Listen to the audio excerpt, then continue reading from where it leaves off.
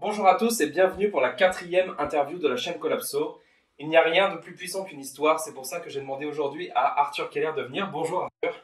Bonjour Olivier. Alors pour les personnes qui ne te connaissent pas, est-ce que tu peux te présenter rapidement? Oui, je peux me présenter rapidement. Bonjour à tous et à toutes. Donc, je suis Arthur Keller. Je suis à la fois un spécialiste des questions de limites et vulnérabilité des systèmes complexes, appliqués aux sociétés humaines. Et ça veut dire quoi? Ça veut dire les risques systémiques face auxquels on est confronté, et puis qui peuvent aller jusqu'à éventuellement même des risques d'effondrement. Et puis les stratégies de résilience, pour simplifier. En tout cas, les stratégies pour être plus solides face à ça, collectivement. Et puis, de l'autre côté, j'ai aussi une autre compétence, et pour ça, je pense que tu as fait ta petite phrase d'intro, qui est sur le storytelling, et sur comment on construit des histoires. Bon, là-dessus, il y a plein de gens qui sont très compétents là-dessus, mais moi, j'ai une spécificité là encore, c'est que justement, j'applique ça aux problématiques. Mon idée, c'est comment tu utilises un storytelling comme outil de transformation de la société, comme outil de mobilisation. Donc ça fait intervenir pas mal de notions de sociologie des mouvements sociaux, de psychologie sociale également. Et c'est pas juste du storytelling. Donc c'est un sujet qui est pas mal à la mode entre guillemets depuis l'année dernière. Beaucoup on parle d'effondrement ou on parle de collapsologie. Alors c'est un mot je sais qui est un peu compliqué pour certaines personnes. Alors comment te places-tu toi par rapport à la collapsologie? Alors effectivement, tu l'as compris, vous l'avez compris, je parle d'effondrement assez régulièrement, mais pas que déjà, je ne suis pas à fond là-dessus à 100%, c'est un des risques possibles. Et puis accessoirement, effectivement, j'ai un souci avec la collapsologie qui est double. Le premier souci que j'ai, c'est le vide méthodologique qui entoure la collapsologie. Donc c'est pas parce que ça se termine par logique que c'est une science. Alors qu'il y ait une volonté d'en faire quelque chose de solide, de sérieux, d'un peu scientifique, ok peut-être, mais c'est pas parce que la scientologie s'appelle comme ça que c'est une science. Pour l'instant, c'est qu'un mot. C'est-à-dire qu'il n'y a pas le cadre conceptuel et méthodologique qui permet d'avoir une rigueur dans les débats, dans les débats entre guillemets scientifiques qui devrait y avoir sur ces questions-là. Et ça veut dire quoi? Ça veut dire qu'il n'y a pas de barrière à l'entrée, ça veut dire qu'il n'y a pas de cadre dans lequel les gens discutent et sous contrôle, je dirais, d'autorités sérieuses, scientifiques, de gens qui connaissent bien le sujet, qui pourraient dire oui, mais non, pour telle raison, un débat éclairé, si tu veux, sur la question. Et donc, n'importe qui peut dire ce qu'il veut aujourd'hui, prendre sa petite caméra et commencer sur YouTube à parler d'effondrement, en mélangeant tout, en mélangeant des processus de long terme et de court terme, en mélangeant des processus locaux et globaux, en mélangeant des processus qui sont issus de certaines théories de sciences sociales et des processus de sciences dures et de sciences naturelles plus complexes et plus concrets, etc. Et ça devient un embrouillamini terrible, une fois de plus, donc n'importe qui peut dire n'importe quoi. Ça, c'est le premier problème. Donc, la collapsologie, j'aime bien le mot à la base, mais ça n'existe pas. C'est un néologisme, c'est un mot, c'est pas une science, c'est pas un champ scientifique ou disciplinaire, même pas aujourd'hui. C'est juste un sujet, c'est un thème. Bon, je travaille sur le même thème, mais par contre, je ne me dis pas collapsologue. J'essaie d'avoir le plus de rigueur possible dans mon approche et une démarche scientifique. Une démarche scientifique, c'est quoi? C'est que j'ai, comme tout scientifique, une intuition ou des intuitions. Mais plutôt que d'essayer d'aller chercher dans la littérature scientifique des éléments qui me permettent de conforter cette intuition, je vais faire l'exact contraire. Je vais essayer d'aller chercher des choses qui démontent cette intuition et qui l'invalident. Et ce n'est que si mon intuition passe le test que je considère qu'elle est solide. Bon voilà, donc c'est une approche radicalement différente, méthodologiquement parlant. Le second, et je serai beaucoup plus court, le second petit souci que j'ai avec la collapsologie, c'est que précisément c'est un sujet dont on savait à l'avance que c'est un sujet qui allait attirer les mysticismes, j'ai envie de dire, qui allait attirer des gens qui sont là, pas forcément pour les bonnes raisons, et dont les convictions ou les appétences personnelles vont vers des choses un peu hollywoodiennes, cataclysmiques, ou alors un peu mystiques, ou un peu la fin du monde, tu vois, c'est ce genre de millénarisme, enfin bref, il y a tout un tas de choses qui fait qu'aujourd'hui, il y a effectivement, dans l'écosystème de la collapsologie, un certain nombre de personnes qui sont là pour des raisons plus ésotériques que scientifiques. Bon. Et parce qu'on savait à la base que ce sujet allait attirer ce type de personnes-là, il fallait d'autant plus être rigoureux, préalablement, en amont, sur fixer des règles, fixer un cadre méthodologique. Sinon, ça ne sert à rien d'appeler quelque chose logique. Il fallait être très attentif à ça. Bon, ça n'a pas été fait.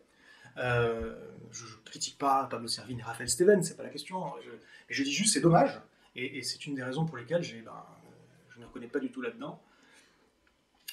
Voilà, pour te répondre le plus clairement possible. J'espère que c'était clair. Alors justement, de tout temps, il y a eu des personnes qui ont parlé de la fin du monde. C'est un sujet Ouais. qui fonctionne, parce que ça surfe sur la peur des gens. Pourquoi aujourd'hui il faudrait plus y croire qu'avant? Effectivement, c'est un sujet qui fonctionne sur la peur des gens. En fait, ça devrait pas. Que la peur arrive à un moment dans l'équation, c'est obligé, hein, effectivement. Mais il ne faudrait pas que volontairement on surfe là-dessus, hein. C'est-à-dire, effectivement, il y a beaucoup de gens. Aujourd'hui, moi je le vois, je ne l'ai pas dit peut-être au début, mais je travaille comme consultant, je travaille comme formateur et comme conférencier.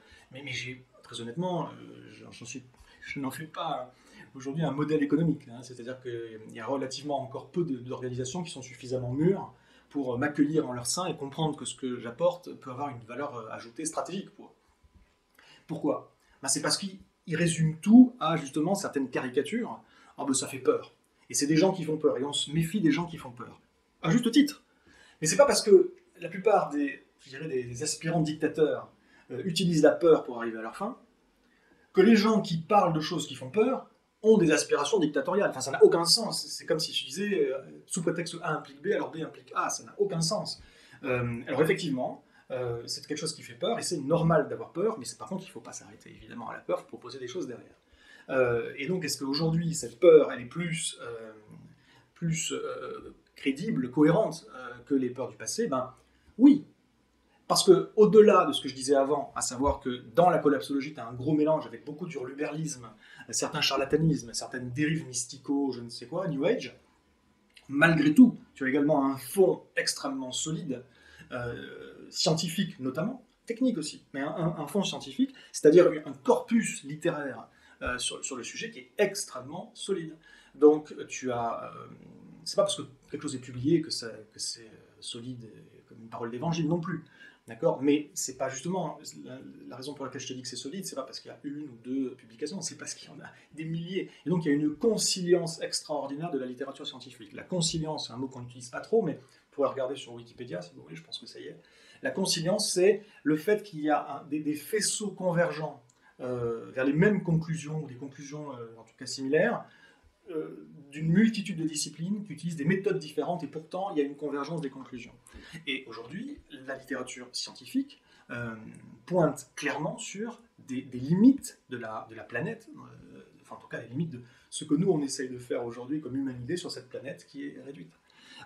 C'est la première fois de l'histoire que les problèmes d'empreinte écologique, l'impact qu'on a sur cette planète, que ce soit ce qu'on en ponctionne comme ressources, que ce soit les destructions environnementales, que ce soit ce qu'on rejette dans la nature, les déchets et les pollutions. C'est la première fois que cette civilisation, entre guillemets, qui fait ça à son environnement, a une taille planétaire, a atteint les limites de la planète elle-même. Avant, c'était des civilisations qui étaient à un endroit donné, qui se sont effondrées les unes après les autres pour des raisons très variées. C'était pas toujours environnemental, mais il y avait souvent un paramètre environnemental ou climatique. Et des fois, c'était des agressions externes, etc. Mais en tout cas, les différentes civilisations ont vécu et ont mouru, mais elles étaient localisées, toujours, même les plus grandes étaient localisées. Aujourd'hui, pour la première fois, non seulement c'est une problématique qui est de taille mondiale, enfin planétaire, et accessoirement, aujourd'hui, pour la première fois, on a un corpus scientifique extrêmement solide. C'est pour ça qu'il faut dépasser. Je dis ça aux gens qui pourraient nous regarder et qui auraient des doutes encore vis-à-vis de la collapsologie, qui pourraient se dire « Oh, c'est une histoire d'Hurluberlus, c'est des farfelus. » Non, non, non, non. Alors, il faut effectivement faire un travail de dégager, de trier le bon grain et l'ivraie. Il y a du bon grain là-dedans, et il y a des raisons tout à fait rationnelles et rigoureuses pour s'inquiéter. Voilà. Donc, sans aller jusqu'à dire qu'un effondrement... D'ailleurs, petite parenthèse, moi j'aime pas parler d'effondrement au singulier, c'est fini ça, moi je parle d'effondrement au pluriel, dans le sens où on pourrait effectivement imaginer qu'au niveau mondial, en moyenne globale, si on regarde certains indicateurs, ben oui, il va y avoir une descente énergétique et matérielle au niveau global qui va se produire dans les prochaines décennies. Je pourrais y revenir si tu veux, parce que ça c'est extrêmement solide et je peux en parler. Mais bon, oui, donc il va y avoir cette espèce de grande descente au niveau mondial, mais ça, c'est une moyenne, une espèce de moyenne arithmétique qui correspond à aucune réalité tangible, si tu veux. C'est un outil mathématique conceptuel. Par contre, chaque personne, là où elle va vivre, va à un moment ou à un autre dans les prochaines décennies, effectivement, être confrontée à des limites et à des pénuries, des ruptures d'approvisionnement, et des choses comme ça. Et là, on va avoir ce qu'on appelle localement un effondrement. Il y a plusieurs définition de l'effondrement, c'est certainement par ça qu'il fallait commencer. C'est-à-dire que déjà, il faut faire un effort pour essayer d'enlever ce concept d'un certain nombre d'imaginaires très caricaturaux qui contient du cinéma ou des romans ou d'autres arts encore, et de certains récits. Et donc, on enlève le Mad Max qui est excessif, on enlève les visions trop excessives dans un sens comme dans l'autre, c'est-à-dire trop noir ou trop bright, trop optimiste sur l'avenir. Et qu'est-ce qu'on garde de tout ça? Que nous allons avoir, comme je le disais, dans les prochaines décennies, une descente énergétique et matérielle globale, qui va se transformer localement en des ruptures, en tout cas à l'issue desquelles nous sortirons d'un mode hétéronome. Aujourd'hui, nous vivons en hétéronomie, c'est-à-dire totalement dépendant d'un système extérieur, macro-technique, des structures, si tu veux, technologiques et des chaînes d'approvisionnement et qui sont basées sur des transports, qui à 97% utilisent du pétrole, qu'on n'a pas chez nous en France, etc. Donc on est totalement dépendant et tributaire de ce système-là. On va basculer de cette hétéronomie à quelque chose de beaucoup plus autonome. Est-ce qu'on va la gérer, savoir la gérer ou pas? C'est toute la question. Et on saura gérer cette autonomie d'autant plus qu'on s'y prépare à l'avance. Parce que si on doit improviser l'autonomie, on est mal barré. Donc localement, effectivement, il va y avoir des effondrements dans le sens, une bascule de l'hétéronomie vers l'autonomie, c'est ma définition à moi, ça. Yves Cochet va te dire que la définition, selon lui, de l'effondrement, c'est un processus à l'issue duquel les besoins élémentaires ne sont plus assurés par des services encadrés par la loi. Et puis Vincent Mignereau, lui, il a une autre définition qui est bien aussi, qui consiste à dire, c'est pas juste qu'il n'y a pas de la loi, c'est qu'il n'y a plus de la loi humaine, les lois qu'on a dans notre société, mais qui sont remplacées par les lois naturelles de sélection et d'accès aux ressources, compétition pour l'accès aux ressources, à l'intérieur de laquelle soit les gens vont opter pour des stratégies de rivalité, soit pour des stratégies de coopération, mais en tout cas, voilà. Et moi je dis, on passe de l'hétéronomie à l'autonomie, c'est ma définition d'un effondrement. Donc déjà, c'était pour clarifier ce que c'était que ces effondrements.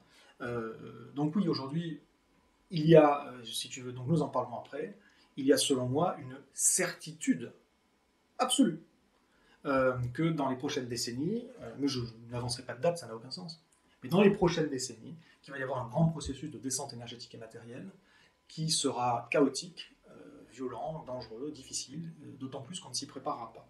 Voilà. Et ça, je peux le démontrer. Alors je dis, j'en suis absolument sûr, évidemment, il y a toujours la possibilité que des aliens débarquent en nous disant allez les humains, c'est cadeau, voilà une deuxième et une troisième Terre, planète Terre, faites-vous plaisir, et c'est reparti pour un tour. Voilà, où Dieu arrive et dit bon, on arrête le délire, ou je ne sais quoi. Mais sauf à imaginer des scénarios un petit peu délirants de cette nature-là, la probabilité est tellement forte qu'on peut appeler ça une certitude. Justement, parmi les personnes qui réfléchissent à l'effondrement et qui en parlent, il y a une multitude de récits différents. Il y a des personnes qui vont vraiment parler du local, d'autres du global, des personnes qui disent qu'on est déjà dans l'effondrement, d'autres qui disent que c'est quelque chose qui va arriver, etc. Devant cette multitude de récits, peut-être que le grand public a du mal à se projeter, d'autant plus qu'il y a d'autres personnes qui disent qu'on va trouver des nouvelles technologies, que l'humain a toujours trouvé de nouvelles technologies qui lui permettent de s'en sortir, d'avancer, de régler ses problèmes. Et du coup, face à ça, peut-être que les personnes ont du mal à se positionner. Alors, comment tu vois ces choses par rapport à ces différents récits, justement? Alors effectivement, il y a pas mal de visions de l'avenir qui sont, je dirais, en concurrence et qui se juxtaposent les unes aux autres. Et ça pose un problème.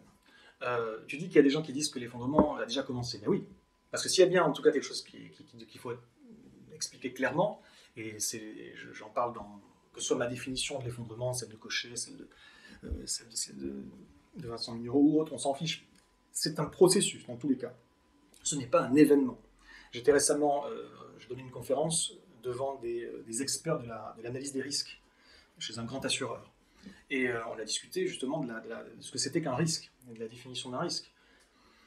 Un risque, c'est quoi aujourd'hui pour un assureur, mais du coup par extension pour une entreprise et pour les élites, les institutions et les dirigeants? C'est quoi? C'est un événement assez clairement identifié, qui est relativement ponctuel, dans le futur, auquel on peut assigner une probabilité et un coût. Et donc on peut provisionner de l'argent au cas où. On n'est pas du tout là-dedans. Nous, on parle ici de risques systémiques qui ne rentrent pas dans les cases. Je peux vous dire tout de suite que les assureurs n'ont absolument aucun moyen d'assurer ce dont on parle ici, parce que ça ne rentre pas dans leur case. Ils n'ont pas pas le cadre, les outils méthodologiques pour traiter et assurer notamment ce genre de choses. On parle d'un processus qui est mondial, mais qui ensuite se décline de manière locale, de manière extrêmement variée, et qui est déjà commencé effectivement. C'est-à-dire qu'aujourd'hui, nous avons, j'en parle dans certaines de mes conférences, je fais une espèce de... J'ai un modèle à moi pour essayer de synthétiser la problématique, que j'appelle le modèle des sphères, et je dis qu'il y a la lithosphère, donc le manteau terrestre, on en tire les ressources, et ensuite l'hydrosphère, c'est la sphère de l'eau, les océans, les cours d'eau, les rivières, les nappes phréatiques. On a la cryosphère, c'est l'ensemble des glaces. On a l'atmosphère, c'est au-dessus de nous. On a la biosphère, qui est l'ensemble du vivant, et on a la pédosphère, qui est à l'interface entre la lithosphère et la biosphère, qui sont les sols. Et je fais un petit peu, je balaye toutes ces différentes dimensions du monde naturel, et pour vous démontrer que chacune de ces dimensions, aujourd'hui, est en état d'effondrement constaté. C'est très solide, c'est pas de la théorie, là, c'est des observations, des mesures, et dans bien des cas, c'est quantifiable.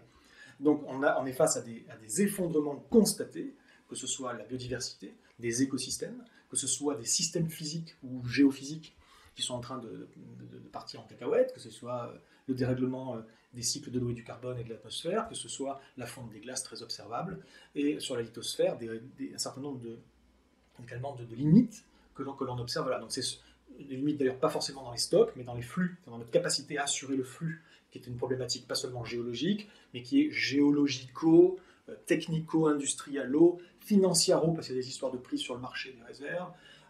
Bon bref, et donc c'est quelque chose d'assez complexe, on n'est pas du tout sûr de pouvoir assurer les flux de matières premières dont certaines de nos industries les plus critiques ont besoin pour fonctionner, etc. etc.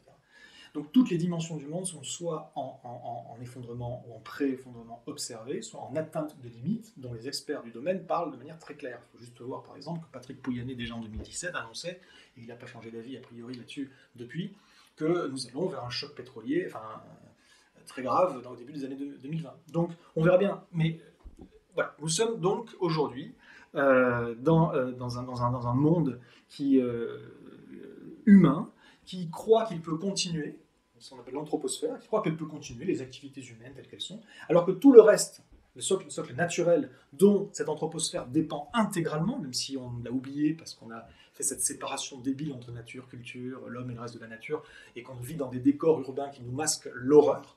Il faut bien comprendre, hein, c'est une horreur absolue. Le monde dans lequel on vit est tributaire de chaînes d'approvisionnement et d'un macro-système industriel qui est une machine d'annihilation du vivant. Point barre. Voilà, nous sommes en train de tout annihiler. Et derrière, c'est Mordor, hein, c'est le Mordor. On mordorise la Terre. Donc, il faut être clair là-dessus. Du coup, nous nous retrouvons dans ce monde qui croit qu'il peut perdurer, alors que le reste du monde naturel est en train de s'effondrer sous ses yeux. Donc oui, l'effondrement, il a déjà commencé. On commence à le ressentir dans nos modes de vie à nous et dans nos sociétés à nous, à certains égards, mais dans nos pays à nous, en tout cas, c'est pas encore très clair. On peut continuer à vivre dans une forme de déni et à imaginer un futur par prolongation tendancielle qui serait du business as usual, voire même du more of the same, comme disent les Anglais, c'est-à-dire on appuie sur la pédale et on va encore plus loin.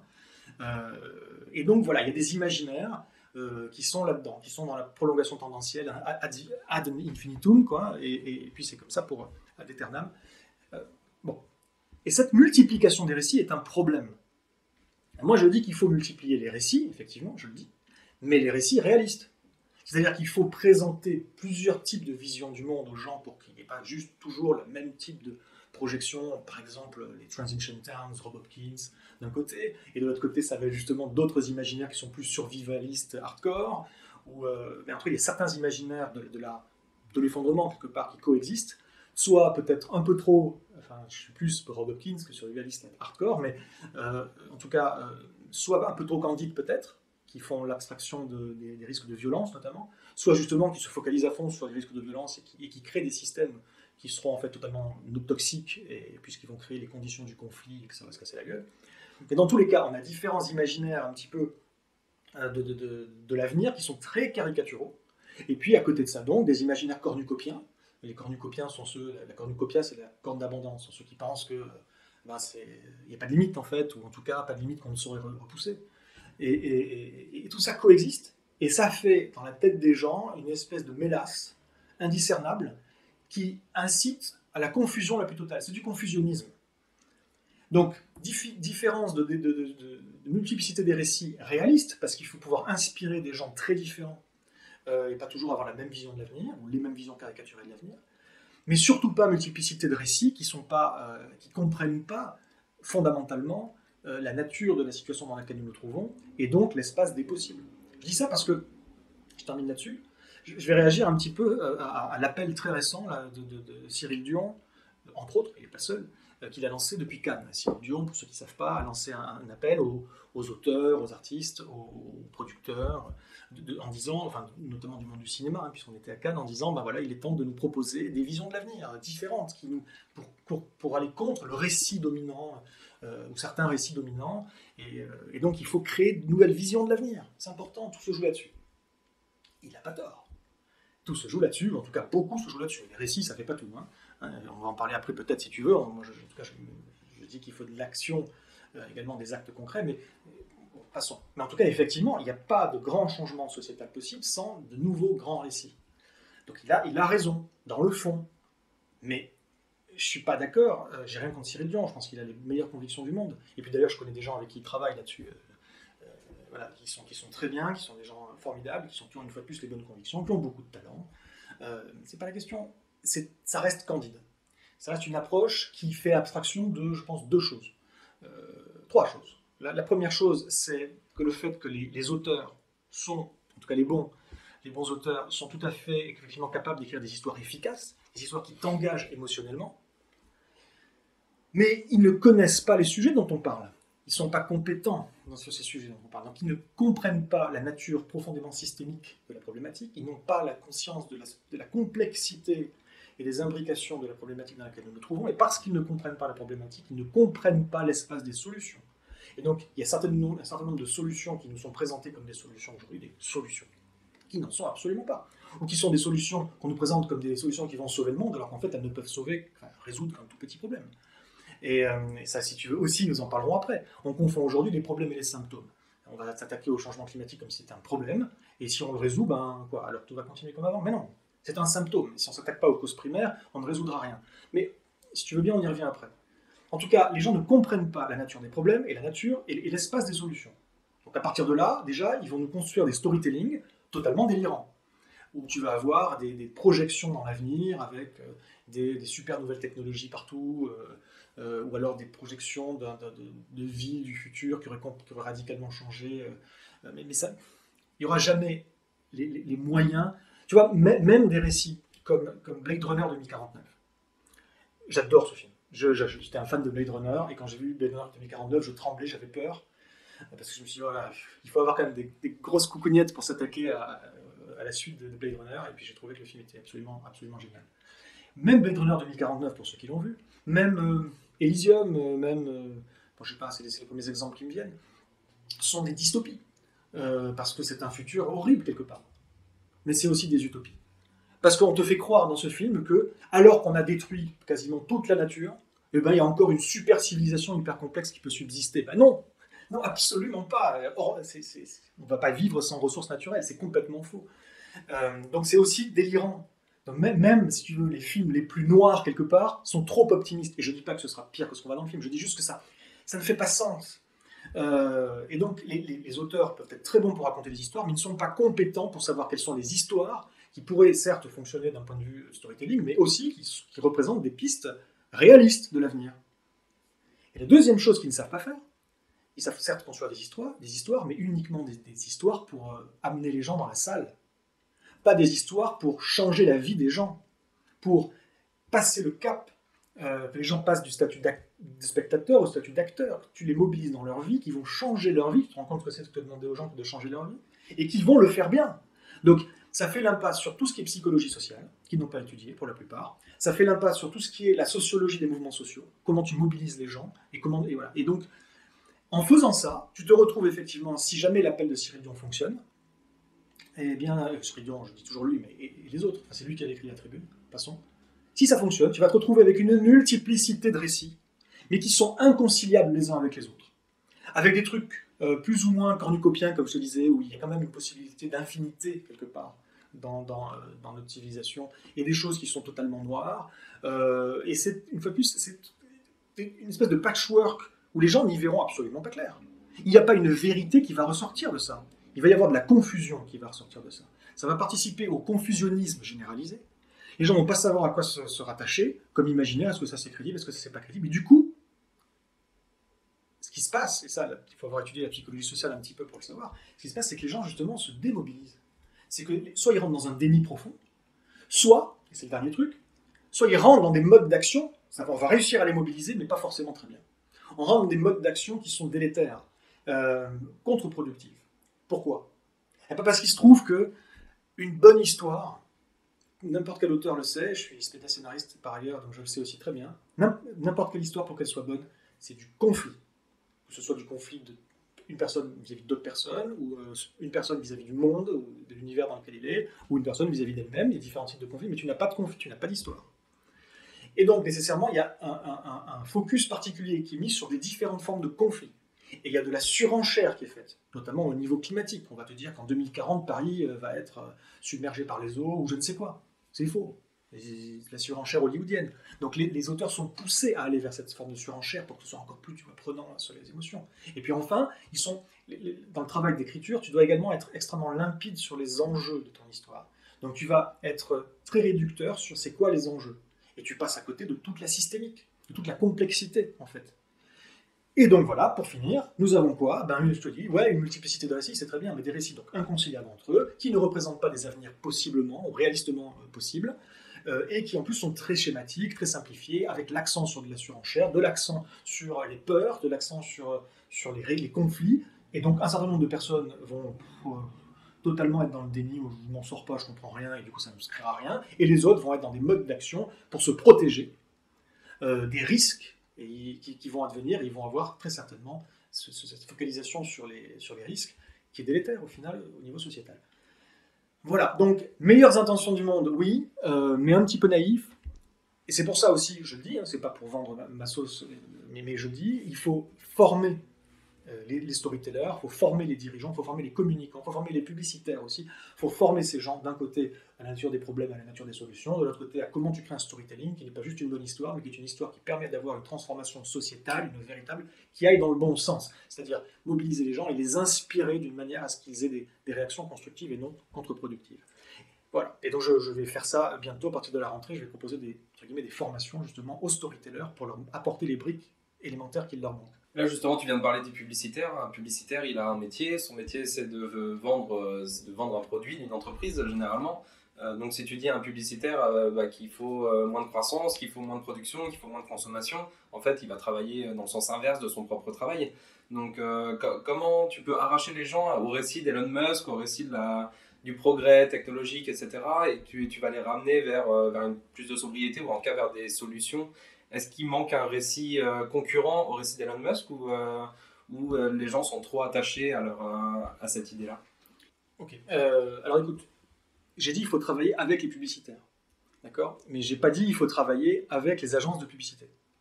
C'est-à-dire qu'effectivement, les agences de publicité, la plupart en tout cas, elles fonctionnent pour des entreprises, pour des marques, qui ont des enjeux que tu connais, que vous connaissez tous, qui ne sont pas les bons, qui sont même tout à fait contraires, 9 fois sur 10, je suis gentil, à l'intérêt général durable. Et donc, tu ne peux pas travailler d'une manière classique avec des publicitaires pour fabriquer des publicités au sens classique du terme. Par contre, il faut travailler avec des gens qui sont dans ce milieu-là et qui ont les bonnes compétences, et il faut récupérer de leurs compétences ce que nous, ensuite, on peut utiliser, et les différents leviers qui sont des fois très très poussés chez certains publicitaires pour justement déclencher une adhésion des gens. C'est ce qu'on appelle notamment le marketing des idées. C'est pas un terme très usité, mais certains appellent le marketing des idées.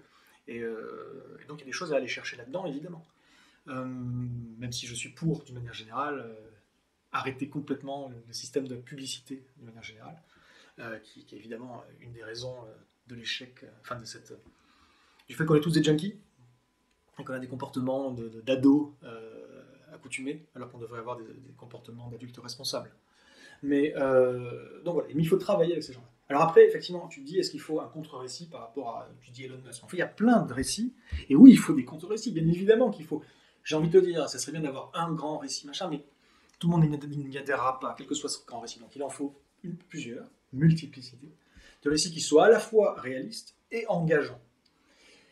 Là où je ne suis pas d'accord avec beaucoup de gens, la plupart en réalité, des gens qui parlent de récits, c'est que quelque part, ils vont te dire qu'il faut que ce soit des récits positifs de l'avenir. Beaucoup de gens, tu vois, et dans le domaine économique, aujourd'hui, il faut que tout soit positif. C'est l'innovation positive, il faut être positif, positif. Alors que ce soit clair, il n'y a rien dans les travaux de psychologie ou de psychologie sociale qui disent que c'est mieux pour mobiliser les gens ou pour les engager que ce soit positif. Rien. Un des trucs qui engage le plus les gens, c'est la colère. Et la colère peut être destructive ou constructive selon les cas. Et ça dépend, il y a différentes formes de colère, on ne rentrera pas dans les détails ici. L'indignation est un moteur de mobilisation particulièrement fort, et enfin, les gens peuvent être évidemment motivés par ce qui est positif, mais aussi par ce qui est beau, par ce qui est grand, par ce qui est noble, par ce qui est... Enfin, il y a un certain nombre d'éléments qui permettent de mobiliser les gens sur d'autres choses que « faut être positif ». À force de vouloir être positif, on finit par mentir aux gens ou par se mentir à soi-même et par créer des espoirs qui sont certes très jolis, mais faux. Et moi, tout mon travail, enfin, une grosse partie de mon travail consiste à justement décortiquer ça pour montrer et démontrer, dès que c'est possible, un certain nombre d'espoirs actuellement très répandus et de délires et de visions de l'avenir, d'imaginaires à la Elon Musk ou autre, mais en tout cas de délires techno candides, pour démonter ces espoirs qui sont des faux espoirs. Mais ça ne veut pas dire abandonner l'espoir. Ça veut dire remplacer ces espoirs à la con par des espoirs lucides, qui se basent sur une compréhension et une connaissance d'un certain nombre de choses fondamentales, et donc pour pouvoir discerner un espace des solutions, des solutions entre guillemets, en tout cas un espace des réponses pertinentes. Et donc je travaille là-dessus. Mais il n'y a pas que cette imaginaire. Donc oui, il faut créer des imaginaires et des récits qui aillent dans ce sens-là, et qui soient susceptibles de créer des espoirs lucides. Et après, il n'y a pas que il n'y a pas qu'Elon Musk avec sa voiture qui flotte avec son mannequin là-haut, qui est ridicule, hein, faut bien dire les choses, c'est risible. Je pense qu'il est temps, justement, je parlais des publicitaires, de bosser avec eux pour rendre certains imaginaires ridicules, pour les moquer. Voilà. Et pour qu'on ait quelque part, qu'on crée d'autres imaginaires qui soient plus à la mode, je mets les guillemets qui s'imposent, et puis démoder ce monde-là, montrer qu'il est obsolète. D'ailleurs, la meilleure manière, on pourra y revenir aussi si tu veux, enfin, on en parle beaucoup dans les conférences par ailleurs, mais la meilleure manière de changer le monde, entre guillemets, c'est pas justement d'essayer de le changer, c'est d'en construire un nouveau. Ce n'est pas en essayant de changer l'existant qu'on arrive à faire évoluer les choses, c'est en construisant l'alternative qui va de fait rendre le modèle existant obsolète, démodé, absurde, inepte, etc. Voilà. Donc je disais, pour terminer, il n'y a pas que Elon Musk.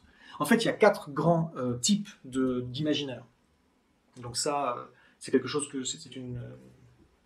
En fait, j'ai travaillé, ça fait partie des travaux que je mène, j'ai travaillé sur une typologie des différents types de récits de l'avenir, des imaginaires, des visions de l'avenir que l'on a, une typologie qui s'appuie sur la dynamique des systèmes. Donc je croise en fait les deux disciplines, storytelling et puis narratologie, et puis structure, et puis dynamique des systèmes. Et en fait, en dynamique des systèmes, on sait qu'un système peut évoluer de 4 manières différentes quand son empreinte écologique augmente dans le temps. Voilà. Donc on part, ça c'est le postulat. Nous avons un système complexe. En l'occurrence, c'est l'humanité qui est sur la planète Terre, et l'empreinte écologique augmente dans le temps. Mais comment va se comporter le système ?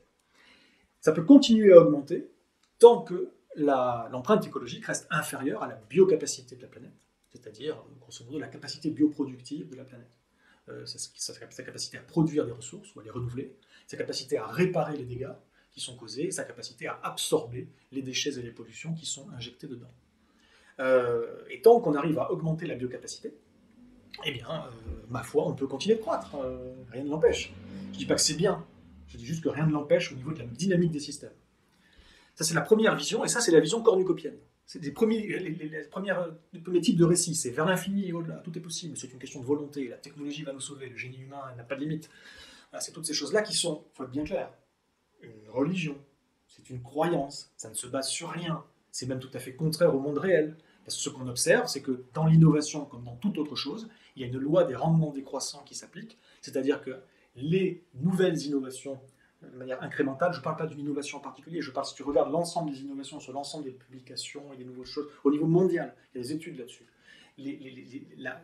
Les incréments innovants qui arrivent ont un impact sur le système pour améliorer le système, si tu veux, pour aller plus loin, qui est de plus en plus faible. Et aujourd'hui, on a déjà atteint un point de rebroussement, c'est-à-dire que ça coûte plus cher en ressources, en argent, en personnel, en énergie, de créer de nouvelles ressources, que ça ne permet d'éviter de consommer des ressources. Par ailleurs, on est quelque part en descente, c'est-à-dire que l'efficacité de l'innovation, aujourd'hui, est en baisse. Pourtant, ça n'a pas empêché jusqu'à aujourd'hui d'avoir une exponentielle dans tout ce qui est humain. Mais justement, très bien, mais je vais réagir là-dessus. Ce n'est pas une exponentielle. C'est le début de la courbe qui laisse penser que c'est une exponentielle. Et donc le premier type de récit, le premier type d'imaginaire de l'avenir, il est bien sur les gens qui croient que l'exponentielle est possible, qui n'ont pas compris la nature même de la fonction exponentielle, qui n'ont pas compris, qui refusent de comprendre la notion de limite absolue, des limites physiques et biogéochimiques et naturelles, écosystémiques notamment. Il y a aussi des limites humaines et sociales, et voilà. Mais en tout cas, les limites sur une planète finie. Pas compris qu'on est sur un vaisseau spatial, perdu au milieu de l'espace, que certains rêvent déjà qu'on va pouvoir aller coloniser d'autres espaces dans l'espace, dans l'univers, etc. Ben, pourquoi pas, en théorie? Sauf qu'il y a une question de timing qu'ils n'ont pas compris. Il nous faudrait des siècles et des millénaires qu'on n'a pas. Donc, même des ruptures technologiques ne permettront pas de faire ça dans les 20 ans qui viennent. Ils le savent très bien, en réalité. Ils n'ont juste pas compris les limites. Donc, ce premier imaginaire, qui est l'imaginaire vers l'infini et au-delà, où on croit que c'est une exponentielle, comme tu dis, en réalité, ben non. Déjà, on est dans une exponentielle, finalement, ça a monté, je le fais pour vous, ça a monté comme ça, et puis finalement, hop, ça commence à arriver, et même on est au point où ça commence à redécroître. Voilà. Et cette courbe-là s'appelle une sigmoïde, ce qu'on appelle également une croissance logistique. Ça, c'est le deuxième type d'imaginaire, et correspond à ça, un deuxième type de récit. Le deuxième type d'imaginaire, c'est quoi? C'est, on a compris qu'il y avait des limites, mais on va du coup contrôler notre croissance. Quand je dis croissance, c'est d'un certain nombre de paramètres, par exemple de l'empreinte écologique, des émissions de gaz à effet de serre notamment, ou de ceci ou de cela, de la population, pourquoi pas, même si pour l'instant c'est tabou. Mais on va contrôler ça pour arriver à rester en dessous des limites. Et on va tendre, on va peut-être même pouvoir continuer à croître parce qu'on continue à augmenter la capacité de charge, que ce soit par l'énergie, que ce soit par la fameuse... On a augmenté la capacité de charge de la planète, enfin la biocapacité, pas la capacité de charge, la capacité bioproductive de la planète, on l'a augmentée, notamment par la révolution verte, etc. Et donc on va continuer à la faire augmenter, puis on va rester en dessous, on va continuer à croître, peut-être moins, et ça c'est la croissance verte. Ça c'est le délire on va rendre ce monde soutenable, par l'innovation, par le jeu des marchés, les normes et les lois, etc. Et tous on va être des frères et des sœurs, main dans la main, on va réussir à le faire. Donc ça c'est le second type d'imaginaire. Avec les éoliennes et le photovoltaïque. Ah ben voilà, bien sûr, tu mets des photos, voilà, des panneaux PV partout, tu mets des trucs qui tournent dans l'air ou sous l'eau, et puis c'est très bien. Non. Je dis pas qu'il faut pas, je dis pas que c'est mal, en fait ça dépend des endroits. Voilà. Mais juste non, ça ne va pas permettre une croissance verte. Là, donc tout ce qui est développement durable, tout ce qui est croissance verte, tout ce qu'on te présente comme soutenable, c'est dans cette seconde catégorie de vision de l'avenir. Et quelque part, c'est une autre forme de déni. Les premiers sont en déni des limites. Le second reconnaissent qu'il y a des limites physiques, mais pensent qu'il n'y a pas de limite au génie humain, ou à la technologie, ou à l'innovation en tout cas, et sont dans un autre déni des limites.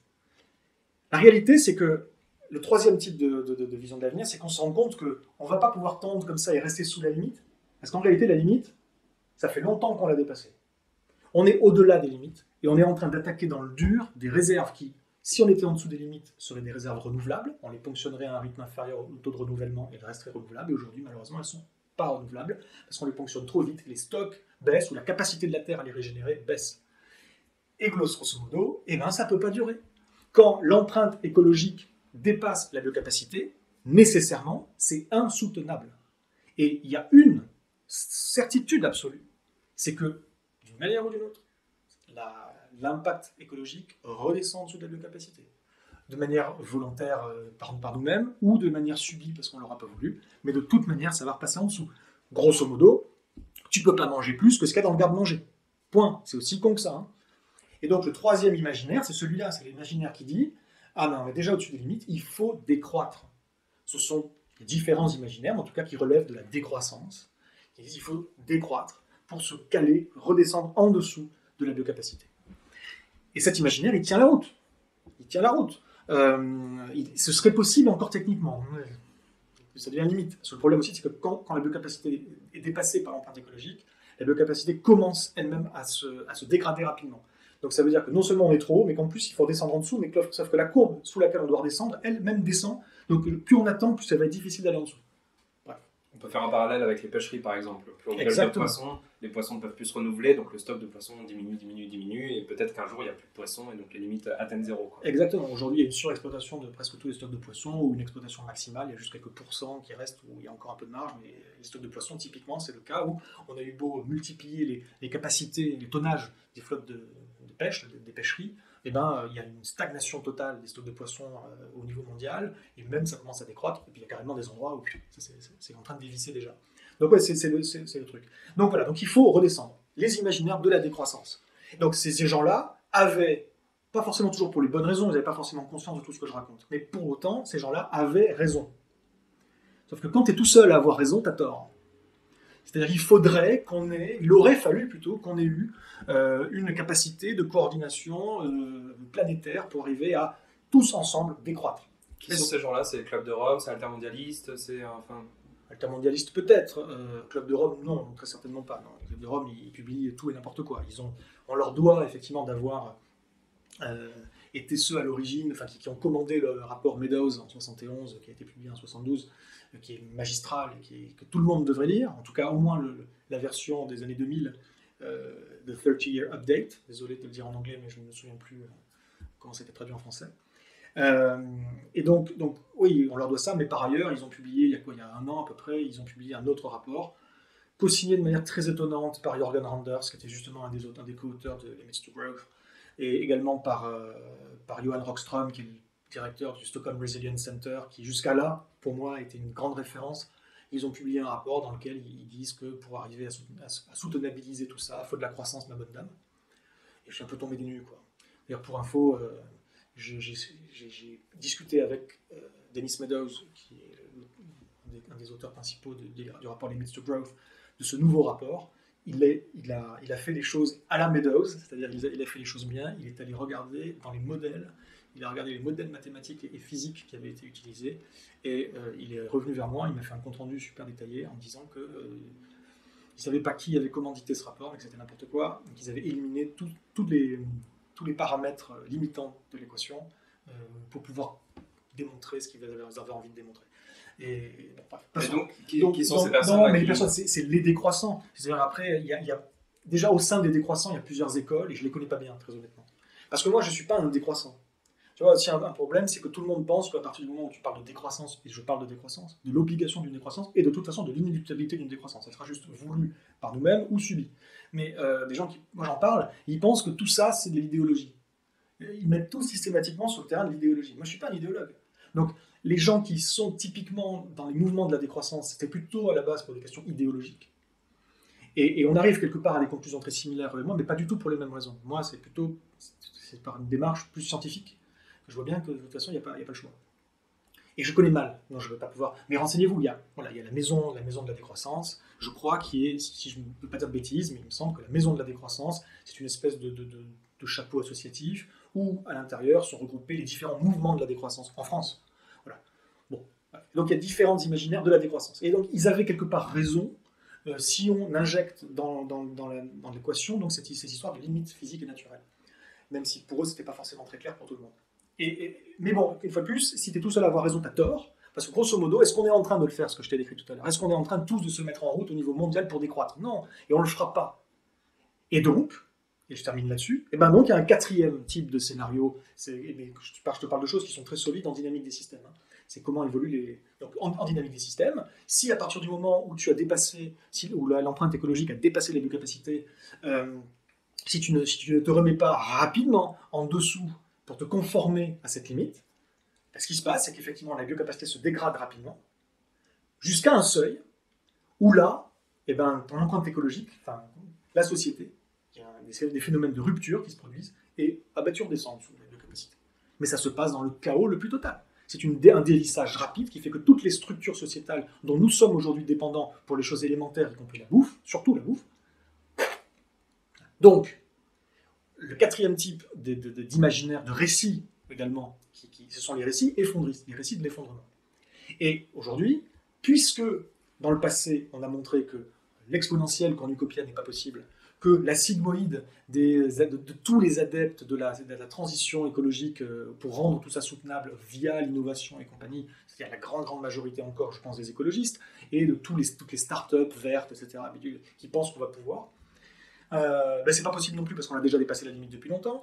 Puis quand on prend conscience que les seuls qui avaient raison, ils ont peut-être plus raison parce qu'il est certainement déjà trop tard, et effectivement, il ne reste plus que la quatrième option, qui est une option de dévissage rapide au niveau énergétique et matériel.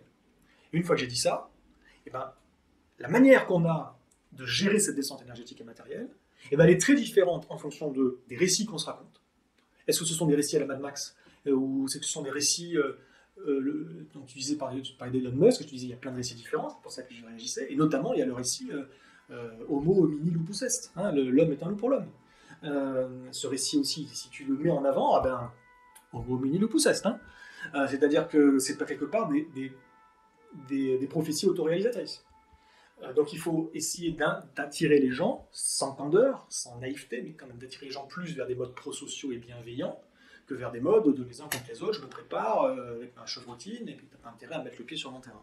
Est-ce que c'est ce que tente Pablo Servigne en ce moment avec l'entraide, avec tous ces récits sur l'entraide? Je ne sais pas, je ne peux pas dire ce que tente Pablo Servigne, je ne suis pas dans sa tête. J'aime bien Pablo, il fait des choses très intéressantes et utiles. J'ai lu son bouquin, il a essayé d'équilibrer un petit peu, de ne pas être trop manichéen. Pour autant, à mon sens, il l'est quand même un peu trop. C'est-à-dire, il va quand même aller chercher trop dans on peut s'entraider, et ça peut marcher, etc. Sous certaines conditions.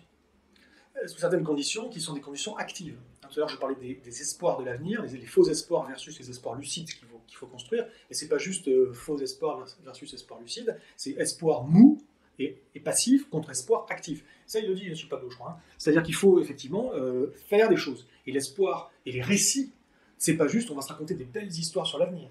Les récits doivent s'ancrer notamment dans le réel. Ils doivent mettre en scène des choses qui se font déjà, des gens qui sont déjà des acteurs de la transition vers un monde plus résilient. Il faut montrer ce qu'ils font, le mettre en récit, créer des nouvelles icônes, des héros qui incarnent de nouvelles échelles de valeur. Donc les récits, c'est pas juste « il était une fois ». Les récits, c'est un va-et-vient permanent entre le penser, entre le raconter et le faire. Et ces trois choses doivent s'inspirer mutuellement les unes des autres et progresser et faire boule de neige pour ensuite déclencher et enclencher une grande transition. Voilà, donc quand je dis récits, c'est des récits en acte aussi, avec des actes. Bon, en tout cas, Pablo, ce qu'il cherche à dire, effectivement, c'est on peut le faire, oui, mais on peut s'entraider sous certaines conditions préalables, qu'il faut préalablement poser. Parce qu'aujourd'hui, elles ne sont pas réunies. Il faut préparer les gens, il faut sortir des dénis, il faut mettre en place des systèmes sociaux, environnementaux, résilients à l'échelle territoriale. C'est une des choses que j'enseigne, c'est une des raisons pour lesquelles je fais du consulting des fois, du conseil, où j'interviens comme conférencier, pour expliquer les fondamentaux de la résilience et la juste échelle, parce que c'est une histoire d'échelle. Parenthèse, tous les gens parmi vous qui ont des petits projets de transition personnelle, où on va faire ça en famille, entre potes, en groupe, en communauté, ce ne sera jamais résilient. Jamais. D'une part parce que la résilience, c'est pas gagné, l'autonomie encore moins. C'est pas du tout gagné, personne ou presque n'est capable d'y arriver.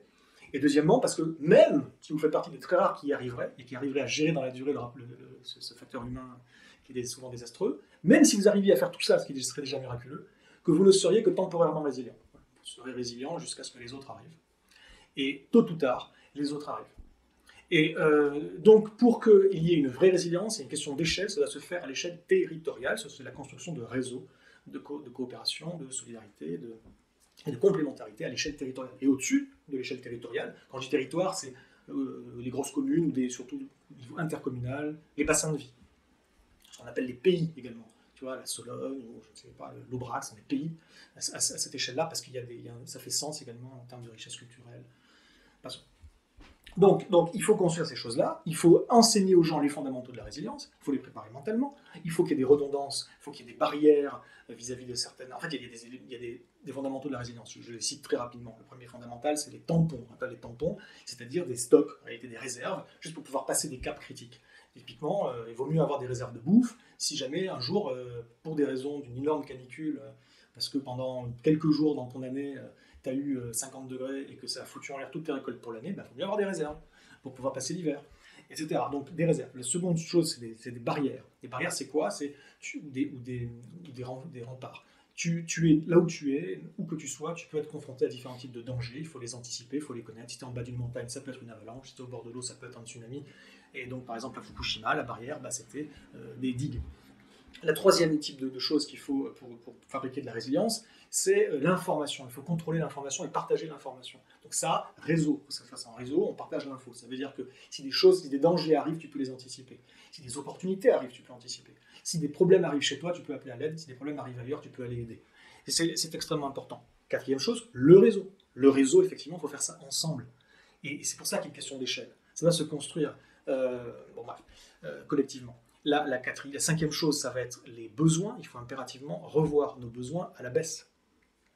Et quand je dis à la baisse, ça veut dire d'un point de vue technologique, d'un point de vue de la complexité, il faut décomplexifier les choses, et puis d'un point de vue évidemment surtout des matériaux et de l'énergie. Et puis, donc voilà, ça fait partie des fondamentaux. Si tu les inculques pas aux gens, ça marche pas. Il faut que les gens soient préparés, il faut que des rôles soient assignés aux gens. Ça, c'est un truc que je prône depuis quelques années, parce que ça fait partie, c'est issu de mes travaux sur la psychologie sociale en cas de choc. Et là, par exemple, je suis pas du tout aligné avec ce que raconte Pablo. Même si je veux pas schématiser ce qu'il raconte, il n'est pas à 100% manichéen non plus. Mais, et puis je t'aime beaucoup, Pablo, c'est pas la question. Hein. Mais le truc, c'est que si tu veux, il va s'appuyer sur les études qui portent sur la sociologie des catastrophes. Et effectivement, tu vois que, sauf quelques rares exceptions, en sociologie des catastrophes, les gens ont plutôt tendance à s'entraider après une catastrophe. Mais oui, bien sûr. Et parce qu'une catastrophe, c'est quelque chose de ponctuel, ou en tout cas, c'est quelque chose dont les gens pensent ou espèrent que ça va être ponctuel. Donc c'est un mauvais moment à passer, c'est un cap. Et puis, c'est surtout un endroit qui est localisé, où les gens, en général, il n'y a pas d'ennemis qui viennent ou machin, ou très peu. Il faut se gérer au niveau territorial, et puis c'est là qu'on va continuer à vivre. Pas toujours, la Nouvelle-Orléans, il y a beaucoup de gens qui sont partis, par exemple, mais en tout cas, ça se joue pour les gens qui sont là. Et puis, des fois, dans certains cas de terrorisme ou de guerre, ou de conflit, il va y avoir un ennemi commun, facilement identifiable. Et donc, les gens s'unissent contre un ennemi commun. Hein. Et donc, effectivement, la résilience et l'entraide sont plus faciles dans ces cas-là. Nous, on parle d'un processus, une fois de plus, pas d'un événement. On parle d'un processus qui est extrêmement complexe. L'ennemi principal, c'est nous-mêmes, et c'est nos accoutumances. Le fait qu'on se comporte sans vraiment accorder d'importance au lendemain, et que du coup, on n'est pas préparé dans nos têtes. Et qui n'est pas borné dans le temps. Et donc, là où je remets en question la thèse de l'entraide au sens servinien du terme, c'est l'applicabilité des conclusions de la sociologie des catastrophes à la question spécifique des risques d'effondrement. Je ne suis pas sûr que ça s'applique, en fait. Et moi, je pense que ça va être beaucoup plus complexe que ça. Donc voilà, bref, tu peux, et moi j'ai travaillé là-dessus, et je donne, faites-moi venir dans votre entreprise, ou dans votre village, ou face à vos élus, ou je ne sais quoi, ou dans votre école, pour que j'explique, si vous voulez, un peu plus en détail, parce que là, j'ai pas le temps, tous les fondamentaux de la résilience, sachant que la résilience même, ça suffit pas, il faudrait aller plus loin, il y a des notions d'adaptativité des systèmes complexes, et de transformabilité, c'est encore des choses un peu complexes, je ne vais pas rentrer dans le détail. Mais donc, si tu poses ces préalables, alors oui, alors tu peux sérieusement orienter ce que vont pouvoir faire les gens au moment où ça va dévisser, parce qu'à chaque endroit, je pense, il y a un moment où ça dévisse un petit peu, quoi, plus ou moins. Et à ce moment-là, soit les gens ont quelque chose, une structure mentale déjà prête à laquelle se rattacher, soit c'est la panique, et le chaos le plus total, et là c'est le conflit. Il faut bien être clair, là ça va être du conflit. Voilà, donc tu poses des préalables, et c'est quelque chose de peut-être de jouable. Les récits, évidemment, du coup, mais les bons récits, une fois de plus, les récits réalistes, ont également leur rôle à jouer, en cela qu'ils influent, s'ils sont bien faits, ils influent sur la social mood, encore c'est une notion de psychologie sociale, c'est-à-dire l'état d'esprit social qui règne, qui est en fait ça qui détermine le plus la manière dont les gens se comportent. Les gens ne sont pas vraiment... Il y en a qui disent, les gens, ils sont plutôt pro-entraide, pour des comportements pro-sociaux. D'autres, non, les gens ont plutôt des comportements antisociaux, les gens, c'est chacun pour sa gueule. C'est pas vrai, c'est ni l'un ni l'autre, ça dépend des cas. Ah ben oui, alors si ça dépend des cas, c'est que les gens en fait sont surtout opportunistes. Ah, ça dépend des cas. Oui, c'est vrai, les gens sont opportunistes, mais ça simplifie, mais c'est trop simpliste. Non, la façon dont ce qui influe le plus sur la façon dont les gens vont se comporter, c'est la social mood. Encore désolé pour cet anglicisme. L'état d'esprit social qui règne. Et ça, on peut influer dessus par anticipation, par des bons récits. Mais une fois de plus, quand je dis des bons récits, une fois de plus, des récits réalistes et des récits qui ont incorporé la psychologie sociale et les mobilisations. Justement, je veux revenir un peu sur ce que tu disais tout à l'heure. Tu disais le réchauffement climatique, c'est qu'un tout petit problème. Le problème est plus systémique. Donc, est-ce que tu peux nous réexpliquer pourquoi le réchauffement climatique n'est qu'un petit problème? Du coup, tous les militants aujourd'hui qui travaillent sur le réchauffement climatique, tu es en train de nous dire qu'ils se trompent de combat. Donc, pourquoi le réchauffement climatique n'est qu'un petit combat finalement, ou même un mauvais combat? Et du coup, quel serait le vrai combat, le bon combat selon toi? Il y a plusieurs dimensions là-dessus. Je ne dis pas qu'ils se trompent de combat. Simplement, je pense que dans leur tête, ils n'ont pas compris pourquoi ils se battaient. La plupart, en tout cas. C'est-à-dire qu'ils croient que ce combat-là va résoudre le problème, sachant qu'ils n'ont pas compris le problème. Effectivement, ça aussi, c'est une chose sur laquelle je communique beaucoup et j'essaye de faire progresser cette conscience-là. Nous ne nous attaquons pas de la bonne manière aux bonnes choses. Et on s'imagine que les stratégies et les outils dont on dispose vont permettre de préserver ce système. Alors c'est totalement faux. Alors j'explique. Effectivement, aujourd'hui, s'il y a bien un sujet sur lequel beaucoup de gens qui commencent à comprendre qu'il y a un vrai gros problème et qu'il y a des vraies grosses limites et que les enjeux sont terribles, c'est les changements climatiques. Aussi la biodiversité, même si c'est un peu plus frais encore. Enfin frais. Notre vision des choses est plus récente, mais c'est encore pire en réalité. Donc nous avons là-dessus des gens qui commencent à en parler beaucoup et qui commencent à investir beaucoup d'argent. Sauf qu'ils le font mal. Sauf qu'ils le font d'une manière qui n'est pas rigoureuse. Ils le font en suivant leurs intuitions. Et leur intuition, elle leur dit quoi? Leur intuition, elle leur dit que les outils dont ils disposent, c'est-à-dire ça va être les marchés financiers, ça va être l'innovation, notamment technologique, ça peut être de l'innovation conceptuelle, de gouvernance ou autre, diplomatique aussi, et puis la politique, les normes, les lois, et un certain nombre d'autres choses, que tout ça va permettre, ils imaginent que ça va permettre de résoudre le problème, c'est-à-dire qu'ils pensent que leurs outils sont pertinents. Ça, c'est normal. Il y a un dicton que j'aime beaucoup, je le réutilise très très souvent, ceux qui m'ont déjà vu en conférence ou en vidéo, bon, c'est de la redite, mais j'utilise très très souvent. C'est un dicton qui dit « Quand votre seul outil est un marteau, tout problème ressemble à un clou ». Et c'est exactement ce qu'on fait. On part des outils pour définir le problème. On dit voilà quels sont nos outils, et du coup on transforme le problème pour qu'il soit pertinent vis-à-vis des outils. Évidemment, c'est totalement débile, parce que le problème, on ne le change pas, on n'a pas. Donc, il faudrait partir du problème pour...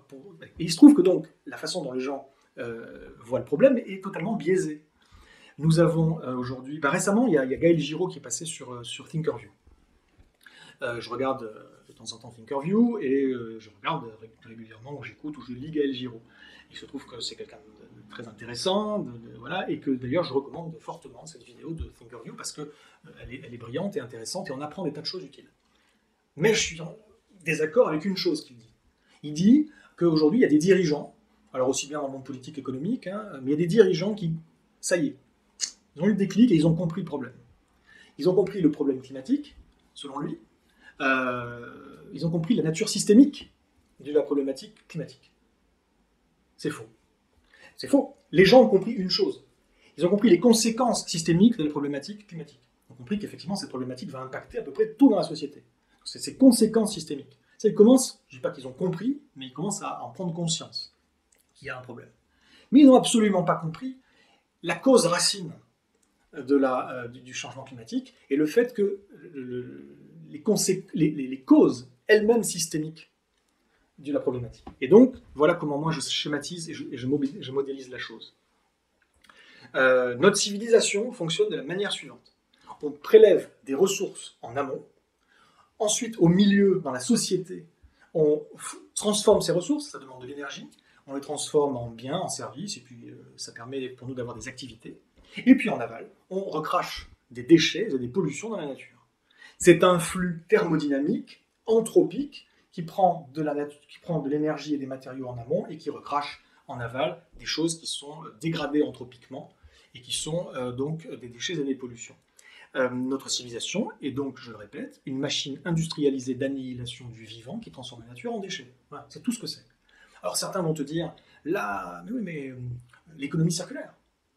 Oui, bon, ok, c'est très bien, il faut y aller. Hein, c'est déjà très très bien de faire ça, ou même l'écologie industrielle, tout ça, c'est très bien, bravo, super. Mais on ne circularise pas une civilisation. Tu peux reboucler certaines filières dans certaines industries au sein de ce grand flux, qui est un flux thermodynamique.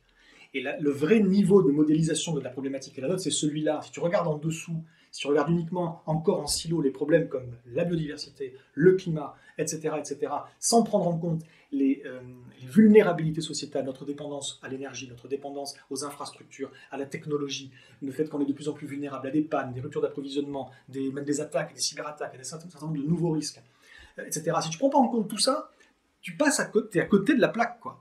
Et tu vas donc considérer que le changement climatique est un problème auquel il faut s'attaquer et trouver des solutions. C'est pas un problème, c'est une conséquence. C'est un symptôme du fait que donc on transforme la nature en déchets. Ces déchets, ils sont solides, ils sont liquides, ils sont gazeux. Parmi les gaz, il y a les gaz à effet de serre qui créent le dérèglement climatique. Le dérèglement climatique n'est qu'une conséquence de tout ça. Donc si tu l'attaques comme un problème, tu te trompes. Il faut l'attaquer comme un symptôme. Et là, déjà, tu arrêtes de te mentir. Et donc je ne suis pas en train de dire qu'il ne faut pas lutter contre le dérèglement climatique. Il ne faut pas du tout se méprendre là-dessus. Le dérèglement climatique est un des plus grands dangers, si ce n'est le plus grand, qui menace la vie sur Terre d'ici quelques centaines d'années ou millénaires. Ce n'est pas immédiat.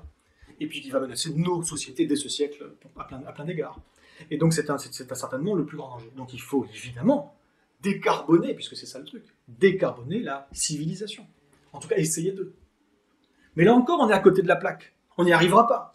On n'y arrivera pas parce que l'ensemble des COP, des conventions sur le climat onusiennes chaque année, là, l'ensemble des COP se base sur un texte qui est la CCNUCC, la Convention 4 des Nations Unies sur les changements climatiques. Et dans la CCNUCC, il est écrit, allez vérifier, c'est facile, article 3, alinéa 5, l'impératif de croissance économique. Parce que ça se base sur une idéologie, hein, rien de plus, qui est démontrée fausse par toute l'expérience du réel. Une idéologie qui est déjà également présente dans tout ce qui est développement durable. Dès le rapport Brundtland en 87, regardez le nombre d'occurrences du mot croissance économique à l'intérieur du rapport, du PDF, du rapport Brundtland qui s'appelle notre avenir à tous. C'est une catastrophe, quoi. On en parle tout le temps. Alors l'idée, c'est quoi? Cette idéologie, c'est quoi? C'est, nous ne pouvons résoudre les problèmes que par l'innovation, notamment technologique. Et l'innovation requiert des fonds. Il faut pouvoir investir là-dedans. Et pour pouvoir investir, il faut de la croissance, ma bonne dame. C'est faux, voilà. C'est faux. Au niveau thermodynamique, aujourd'hui, on est absolument incapable. Gaël Giraud, pour le coup, en parle très bien. Jean-Marc Jancovici aussi, par exemple, et d'autres. On est absolument incapable de découpler la croissance économique, la croissance du produit intérieur brut, et l'empreinte écologique que l'on a. Certains disent qu'on pourrait donc croître économiquement tout en diminuant l'impact qu'on a sur la planète. Ça n'a jamais été le cas, jamais, et ça ne sera jamais le cas.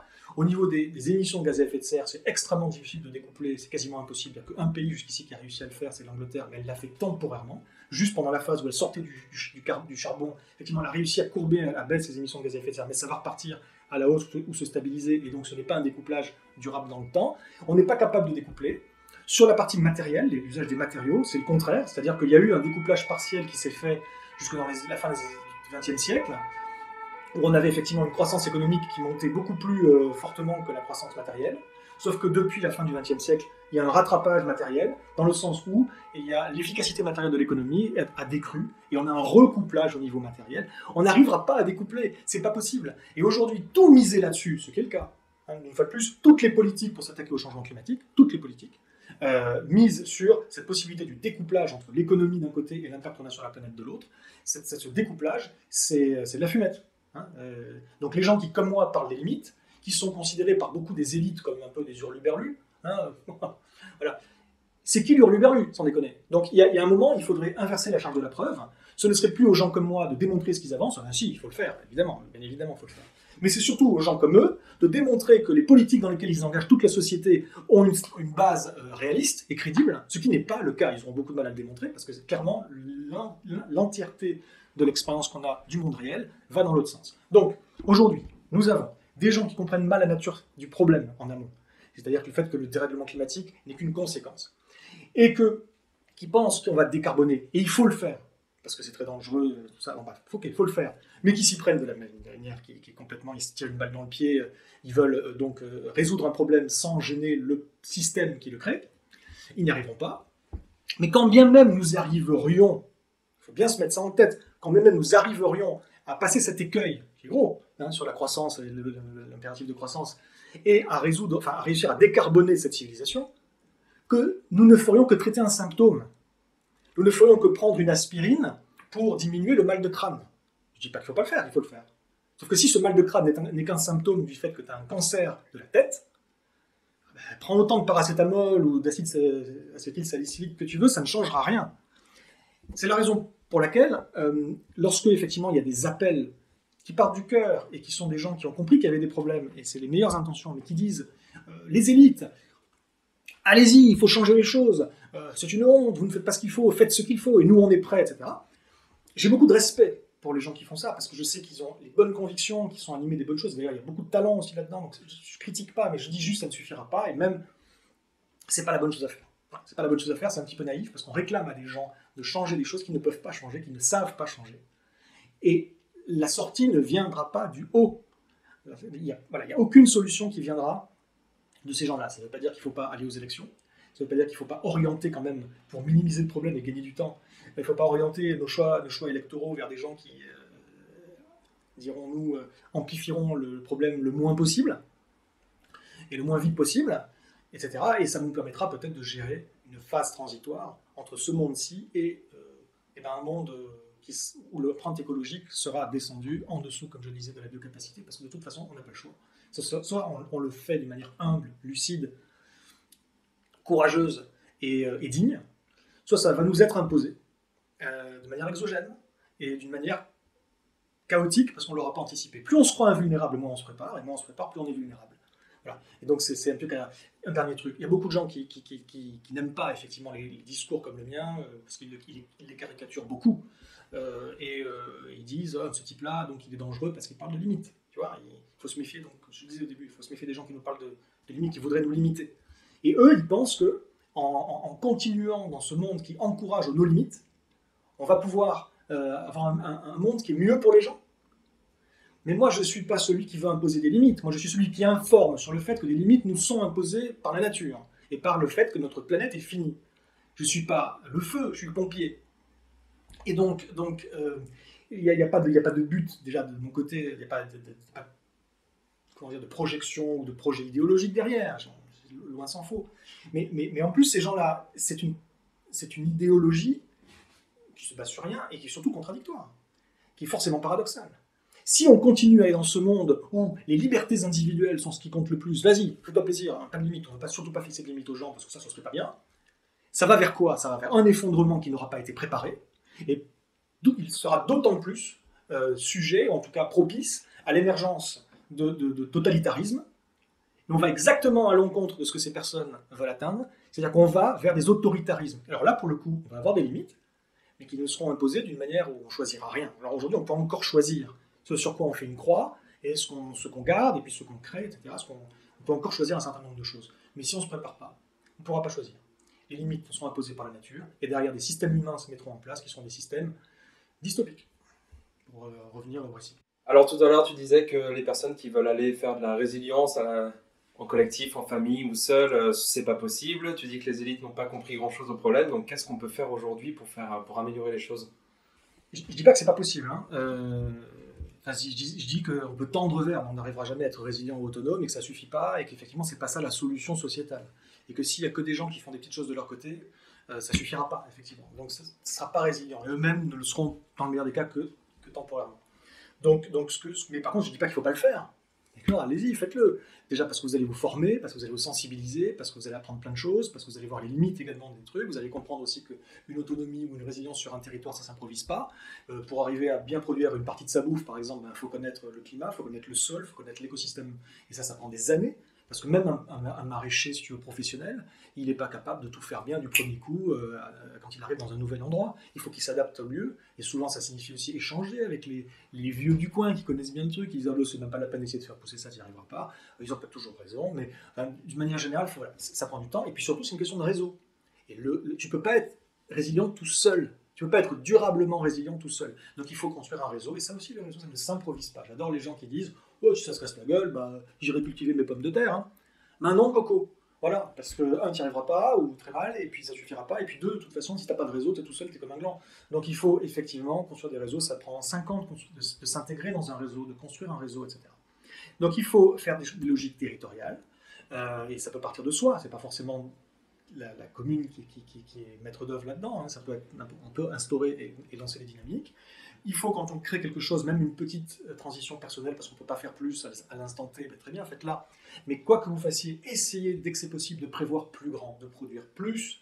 Si vous faites de la construction, de construire plus, pour pouvoir avoir du surplus. C'est d'ailleurs une des règles premières de la permaculture pour les permaculteurs. C'est du surplus, c'est redistribuer les surplus.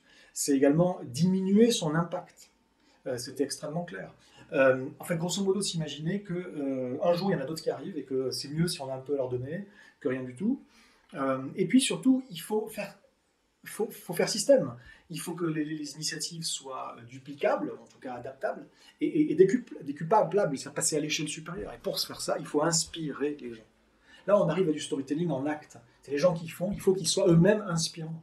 C'est presque un devoir qu'on doit se fixer, un devoir moral. Si vous ne le faites pas, ben, la sauce ne va pas prendre là où vous êtes, au niveau territorial, tout ça. Il faut inspirer les gens. Donc ça veut dire, quoi que vous fassiez, essayez de le faire bien, essayez de le faire beau, quand c'est possible. Communiquez dessus, documentez votre aventure. Prenez des photos avant, après. Si vous faites des réunions, prenez des photos, des petites vidéos de vos réunions. Puis peut-être que vous ne les utiliserez jamais, peut-être qu'un jour vous ferez un documentaire. Regardez où on en était en 2019, et regardez où on en est aujourd'hui en 2023, le parcours. Il peut faire peut-être un petit documentaire. Et construisez votre légende. Soyez inspirant, montrez l'exemple. Tout ça, c'est des choses à mettre en plus dans les projets. Parce que si c'est juste pour moi, je me fais ma petite résidence dans mon coin. Donc ça, c'est un problème d'échelle. Je disais que c'est au niveau territorial qu'il faut que ça s'organise pour que ce soit vraiment résilient. Accessoirement, plus haut, pour imaginer plus haut, plus grande échelle, mais après ça devient l'usine à gaz, on retombe dans les mêmes travers du système actuel, c'est pour ça que... Après, bon, grosso modo, tu me demandes qu'est-ce qu'il faut faire. Alors, plusieurs choses. Un, j'ai pas des solutions clés en main pour vous. C'est pas possible. Ce n'est pas... la définition même, c'est pas possible. Moi, j'ai des grands principes. Et vous avez donc j'ai une expertise sur les grands principes. Et vous avez une expertise de votre territoire, enfin, si vous y êtes depuis quelques années. Vous savez exactement quels sont les problèmes là où vous êtes, quels sont les risques, quelles sont les limites, ou en tout cas, vous ne savez peut-être pas, mais c'est vers ça qu'il faut aller. Et donc, je vais dire après aussi qu'il faut comprendre un petit peu et étudier ça. Mais vous connaissez aussi les ressources et les richesses, notamment culturelles, dont vous disposez. Et c'est au croisement, c'est à la jonction, au point d'interface entre mon expertise et la vôtre que ça se passe. Moi, si tu veux, ça fait 6 ans que je bosse à peu près sur ça. Comment construire la résilience au niveau territorial, pour également des organisations, des territoires, des collectivités territoriales, des choses comme ça. Et j'interviens de temps en temps, donc comme consultant, comme formateur, comme conférencier, auprès d'entreprises, de services publics ou d'ONG. Et j'ai construit des programmes politiques aussi, c'est-à-dire j'ai produit... donc j'ai été directeur programme notamment de la candidate à la présidentielle Charlotte Marchandise en 2017. Vous n'en avez peut-être pas entendu parler, ça ne m'étonnerait pas que beaucoup n'en aient pas entendu parler parce qu'on s'est heurté à des gros verrouillages médiatiques. Mais pour autant, allez voir, parce que si vous faites Charlotte Marchandise, il y a toujours son site web qui est en ligne, vous allez côté programme, et c'est moi, pas tout seul, c'est pas mon travail à moi tout seul, mais j'ai travaillé avec beaucoup de gens, d'experts, d'ONG, etc., pour construire un programme de transition sociétale qui fasse sens, qui soit cohérent et qui mette la résilience au premier plan. Elle a été choisie par un vote, c'est ça, un vote populaire. Elle a été choisie effectivement par un vote des internautes sur une primaire qui avait été organisée en 2016 en ligne, qui s'appelait laprimaire.org, qui était une expérience plutôt très intéressante. Elle était sortie, il y avait 215, je crois, candidats au début. Elle était sortie, celle qui avait les meilleures notations des internautes. Donc bref, en tout cas, moi j'ai travaillé, j'étais son directeur de programme, et donc oui, des propositions, moi ça m'exaspère un petit peu si tu veux, parce que j'ai conscience que le travail que j'ai fourni, que nous avons fourni, n'est pas très connu, mais pour autant, c'est vrai que ça m'exaspère un peu quand j'entends des gens dire alors on fait quoi ? Exactement en fait la question que tu viens de me poser, mais du style, il n'y a pas de solution, les gens ils parlent des problèmes, et puis en fait ils sont un peu secs sur les solutions, et c'est vrai, la plupart des gens qui parlent de ces sujets sont un peu secs, il faut l'avouer, sur les solutions concrètes. Bon, écoutez... je suis là parce que des solutions concrètes, je ne dis pas que je les ai toutes, et je ne dis pas que j'ai tout compris et que tout est parfait, c'est loin d'être le cas. Pour autant, j'ai pas mal de choses très très concrètes et constructives, et même stratégiques à proposer à différents types d'interlocuteurs. Le problème auquel je me heurte, si tu veux, c'est qu'il y a des blocages. Il y a des blocages, c'est-à-dire qu'aujourd'hui, j'interviens, je t'ai dit tout à l'heure, chez un grand assureur qui m'a fait intervenir pour discuter des risques systémiques. Prochainement, j'interviens dans une agence publique, je ne sais pas si je peux la citer ou pas, donc je préfère ne pas le faire, mais j'interviens dans une agence publique où je vais former les chargés de formation sur les questions de limite du système, du risque d'effondrement et comment communiquer dessus, comment utiliser storytelling pour en parler. Et il y a des endroits qui, bon, quelque part, ont un peu confiance dans mon approche qui est très rigoureuse d'une part et puis qui est constructive d'autre part, elle est très actionnable. Mais globalement, il y en a quand même assez peu. C'est-à-dire que la grande majorité des entreprises aujourd'hui, ou des réseaux de conférenciers, si tu veux, il y a des réseaux de conférenciers, il y a des gens qui donnent des conférences, mais ne sont pas très perméables au type de propos que je porte parce qu'ils ne comprennent pas l'importance stratégique de ces choses-là. Et concrètement, on reste dans les idéologies habituelles. On va avoir des conférenciers qui parlent de développement personnel, de business, de vente, de marketing, d'innovation, de toutes les formes, etc. Alors ça, à fond, à fond. Mais quelqu'un qui viendrait nous dire que tout ne va pas bien et qu'il faudrait changer fondamentalement la façon dont on fait... Ah bon, ça c'est négatif, tout de suite les qualificatifs très, très restrictifs, anxiogène, négatif, catastrophiste, etc. Ce qui n'est pas du tout le cas, en réalité, pas du tout. Passons. Donc moi je travaille là-dessus depuis longtemps, donc ce que je peux vous dire effectivement, c'est que c'est pas moi qui vais apporter les solutions, ni vous. Vous peut-être encore moins que moi, mais ce que je veux dire par là, c'est que moi sans vous, je peux rien faire. Hein. C'est au croisement donc, de mon expertise et de la vôtre que les choses peuvent se passer et faire sens et se décliner localement et rencontrer les vrais besoins et le vrai réel des gens là où ils sont, que ce soit dans une organisation ou dans leur vie personnelle. Il y a des choses en tout cas très importantes sur lesquelles il faut travailler, et notamment la pensée système, il faut développer ça, il faut se renseigner, il faut lire des choses. Moi, j'ai envie de vous dire, lisez Joseph Tainter, sur la complexité, sur The Collapse of Complex Societies. Je suis désolé, je lis tout en anglais, c'est pas par snobisme, mais je ne sais plus les titres français, c'est l'effondrement des sociétés complexes, j'imagine, en français. Lisez Joseph Tainter, c'est fondamental, Joseph Tainter, pour comprendre la nature des problématiques dans lesquelles nous nous trouvons. Et c'est des travaux, par exemple, qui sont beaucoup plus solides que les travaux beaucoup plus connus de Jared Diamond sur le bouquin Effondrement. Super, un bouquin Effondrement, super écrit, on a envie de le lire, c'est intéressant, tout ça, mais il y a beaucoup de conneries en fait dans le bouquin, beaucoup en tout cas de... Je ne dis pas des conneries, je suis un peu méchant en disant ça, mais en tout cas beaucoup d'approximations. On en a parlé avec Laurent Testo dans une autre vidéo.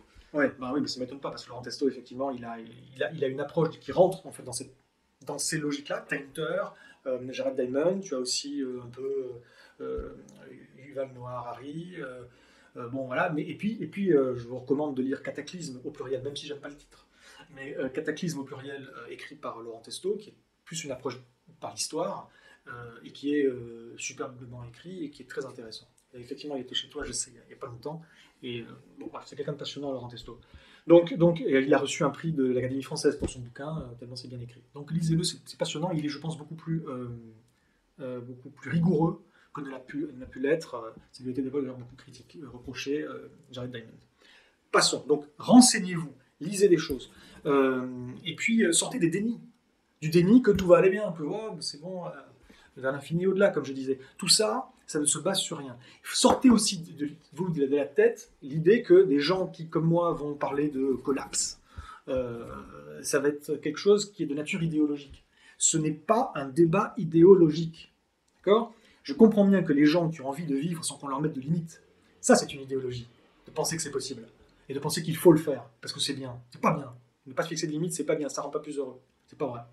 Mais les gens qui pensent ça, ben quand ils voient des gens qui leur disent attention, il y a des limites, tout de suite, ça met en contradiction, enfin, ça représente un danger pour leur façon de voir le monde.